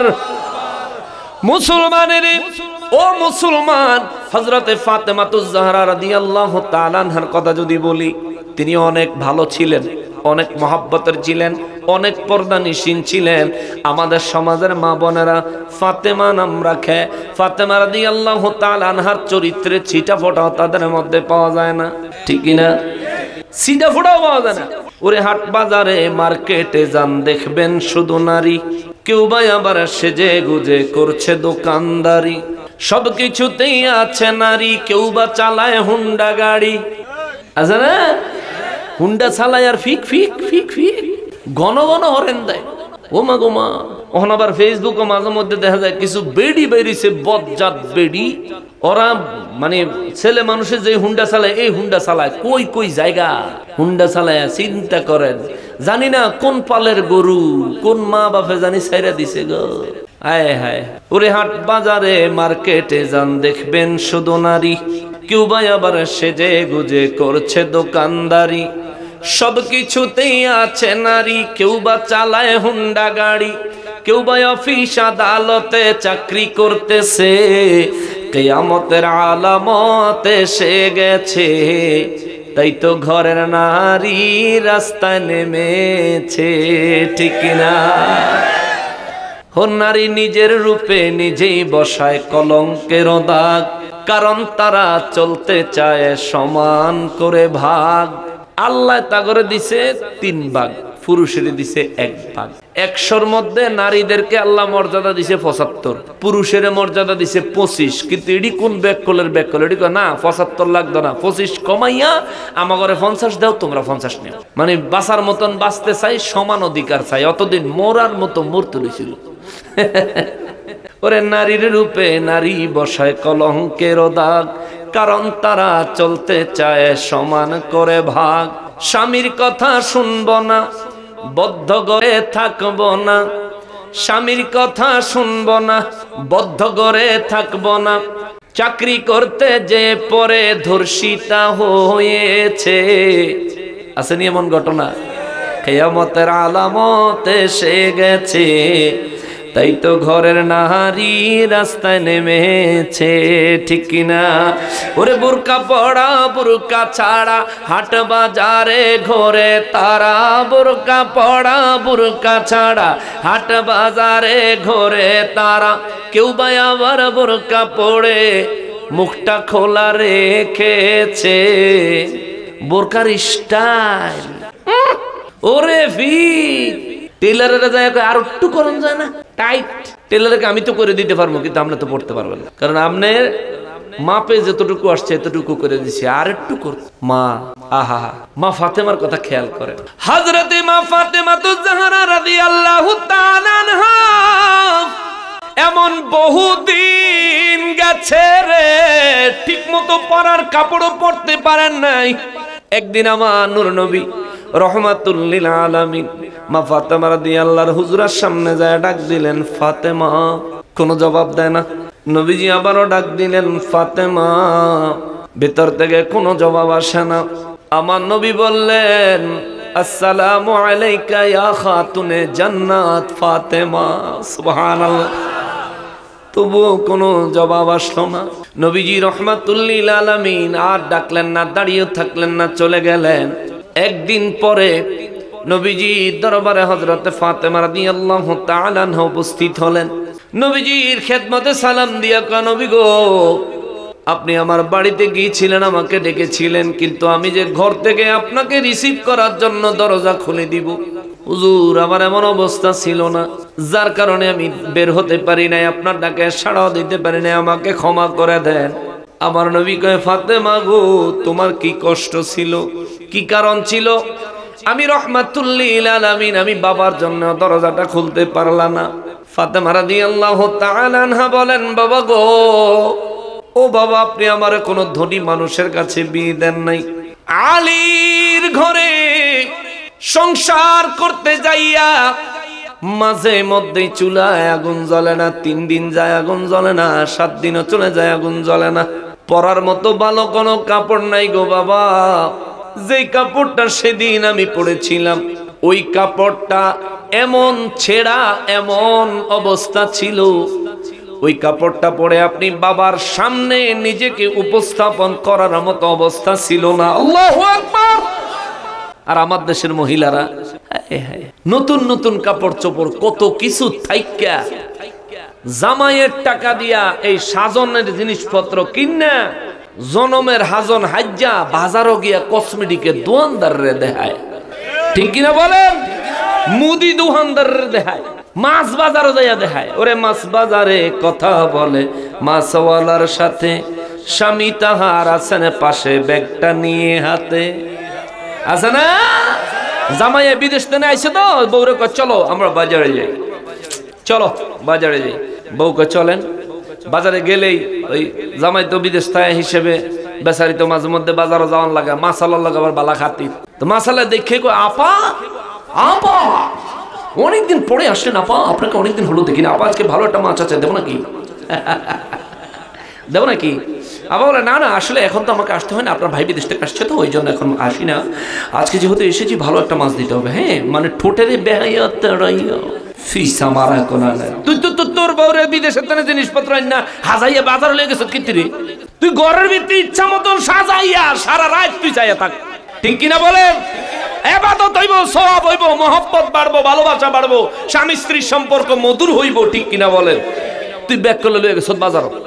আবার কাপড়ের দোকানে গেলে, হ্যাঁ আপা আপা, আরে আপা বসেন বসেন বসেন, আপা বসেন, দেবো নাকি শাড়ি, এটা ওটা, আই হাই হাই হাই, আপাকে কোক দাও, আপাকে ছাপানাপ দাও, আপাকে আবার চা দেবো নাকি, কবি দিব নাকি? মানে ওই হারামি যে বেয়াদফের দোকানদার, এই বেয়াদফের আপারে দেখলে আর হুঁশ থাকে না, বেকুবের দল কোনা না।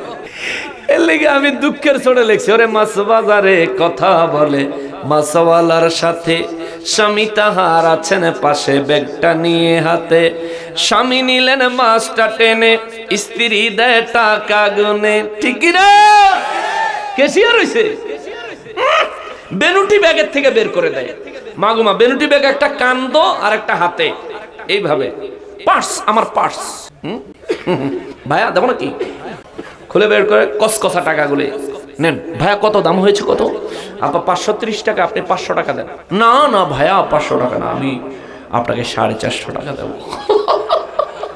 যে বেটকি দিছে, বেটকির ঠেলায় বেটা 400 দিলেও লাভ, বেটকির দাম আছে 150। হাইরে অবস্থা রে, শেষ করে লাইছে দেশটা শেষ করে লাইছে। আর যে মেয়ে গো বিয়ে হয় নাই, এই মেয়েগুলারে, মেয়েদের বাবারা আপনারা মেয়েরে মহব্বত করেন, ভালোবাসেন, ভালো কাপড় কিনে দেন, তার পছন্দ মতো ড্রেস কিনে দেন, তারা সাজগোজের জিনিসপত্র কিনে দেন, ভালো কথা। কিন্তু আপনার মাইয়া কোথায় যায়, এগুলি কোথায় গিয়া প্রদর্শন করে, এই ব্যাপারে আপনার খবর রাখা উচিত। ঠিক কিনা বলেন? আপনার মাইয়া জাহান্নামের রাস্তা আপনি ধরাইছেন, আপনি আপনার মাইয়ারা জাহান্নামের টিকিট কিনে দিছেন, আপনার কাছ থেকে আল্লাহ হিসাব নেবে। আপনার মেয়ে যে বিপদে গেল, আপনার ছেলে যে বিপথে গেল, আপনি কি করছেন? তাদেরকে ফেরানোর জন্য কি দায়িত্ব পালন করছেন? সেদিন কি জবাব দিবেন? নিজেকে প্রস্তুত করেন, তৈরি করেন। মুসলমানের ও মুসলমান, ওই হযরতে ফাতেমাতুজ জাহরা রাদিয়াল্লাহু তাআলা আনহা, ওনার একটা ইহুদি বান্ধবী ছিল। ইহুদি বান্ধবী তারা বিয়ের জন্য দাওয়াত দিতে আইছে, আমার বাড়ির দাওয়াত। ফাতেমা রাদিয়াল্লাহু তাআলা আনহা বলেন, দেখেন আমগো দেশের বেডিগো ঘরে কাপড় চোপড় থাকা অবস্থায় কি বেহায়াপনা করে বেড়ায়। আর ফাতেমা রাদিয়াল্লাহু কয়, আমার আব্বা জান যদি অনুমতি না দেয় আমি তোমার বিয়েতে যেতে পারবো না। সুবহানাল্লাহ। আর আমার মাইয়ারা আহা মতলব বাজারও গিয়ে ফোন করে, আব্বু আমি তো একটু মার্কেটে আসছি। মার্কেটে কার সাথে গেছো? তোমার ভাই আছে নাকি? জি না আব্বু, আমার ভাইয়া তো নাই। তোমার আম্মু, তোমার মা গেছে নি লগে? না না আব্বু, আম্মু তো অনেক কাজ, আম্মু আসতে পারেনি। কার সাথে? আমি আমার ফ্রেন্ডের সাথে আসছি। ফ্রেন্ডের সাথে আসছি। ফ্রেন্ড। এখন এই বেচারা তো বুড়া মানুষ, এই বেচারা তো বুঝে না ফ্রেন্ড কি, এটা বয়ফ্রেন্ড নাকি গার্লফ্রেন্ড, কোন ফদের ফ্রেন্ড এটা তো বুঝে না। ফলা হয় না ইংরেজি কইয়া পেয়ে সাইরে জায়গা। আহা হা।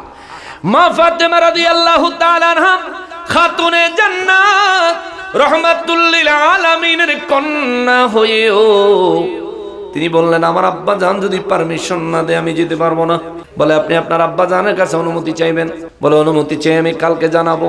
নবীজির দরবারে যে জিজ্ঞেস করলেন, ইয়া রাসূলুল্লাহ, আমার একটা ইহুদি বান্ধবী আছে, তার বিয়ের জন্য আমারে দাওয়াত দিছে, জামুনি। নবী বলেন, আপনি খাতুনে জান্নাত, দাওয়াত আপনার কাছে এসেছে, যাবেন কি যাবেন না আপনার সিদ্ধান্ত। মা ফাতেমা রাদিয়াল্লাহু বলেন, আল্লাহর রাসূল কি বলেন, আল্লাহর রাসূলের অনুমতি আছে কিনা আমি সেটা জানার জন্য এসেছি। সুবহানাল্লাহ। বাবা কয় নাই, আল্লাহর রাসূলের অনুমতি আছে কিনা। নবী বলেন, যেতে পারো, তবে হেদায়েতের উদ্দেশ্যে যাবা। মা ফাতেমা রাদিয়াল্লাহু বলেন, আপনি অনুমতি দিলেন আমি যাব, কিন্তু আমার তো যাওয়ার মতো পরার মতো ভালো কাপড় নাই। নবীজি রাহমাতুল লিল আলামিন বলেন, তুমি যেহেতু দাওয়াত গ্রহণ করেছো, কোন কাপড় পরে তুমি দাওয়াতে যাইবে এটা তোমার ব্যাপার আর আল্লাহর ব্যাপার। সুবহানাল্লাহ। যাও, আল্লাহ যদি দয়া করে এক ব্যবস্থা হইব না। মা ফাতেমা রাদিয়াল্লাহু চলে গেলেন। নবীজি দোয়া করলেন, আল্লাহ আমার ফাতেমার ভালো কাপড় নাই, বিয়েতে যাবে, হেদায়েতের উদ্দেশ্যে আপনি রহমত নাজিল করেন। সুবহানাল্লাহ। আল্লাহ কয়, জিবরাইল জলদি জান্নাত থেকে একটা শাড়ি লইয়া যাও। সুবহানাল্লাহ কন্যা, জান্নাত থেকে একটা শাড়ি নিয়ে যাও। জিবরাইল আমিন জান্নাত থেকে শাড়ি নিয়ে আসলে মা ফাতেমা রাদিয়াল্লাহু তাআলা আনহার ঘরের সামনে হযরত দাহিয়াতুল কলবি রাদিয়াল্লাহু তাআলা আনহু সাহাবীর সূরতে দাঁড়িয়ে গেলেন, সালাম দিলেন, ডাক দিলেন। মা ফাতেমা রাদিয়াল্লাহু তাআলা আনহা ভিতর থেকে জবাব দিলেন, কে আপনি? আমগো দেশে বেড়ে তো দরজা খুলে, ও ভাইয়া আপনি, আসুন আসুন ভিতরে বসুন, একটু চা খেয়ে যান ভাইয়া, একটু চা খেয়ে যান। আমগো দেশে বেড়ে চা খাইয়া যাও, চা, চানাচুর, বিস্কিট সবকিছু দিয়া তারপরে কি যে আলাপ সালাপ। ভাবি ভাবি ভাই বাসায় নাই? না না উনি নেই তো। ইয়া রাসূলুল্লাহ, শুভেচ্ছা, স্বাগতম, লাল গোলাপ। নারায়ে তাকবীর, নারায়ে রিসালাত। প্রধান আকর্ষণের আগমন, প্রধান আকর্ষণের আগমন আলহাজ হযরত মাওলানা মুফতি গাজী সিরাজুল ইসলাম কুদরতি সাহেবের আগমন। নারায়ে তাকবীর নারায়ে রিসালাত শানকি ভাঙ্গার পক্ষ থেকে নারায়ে রিসালাত প্রধান আকর্ষণের আগমন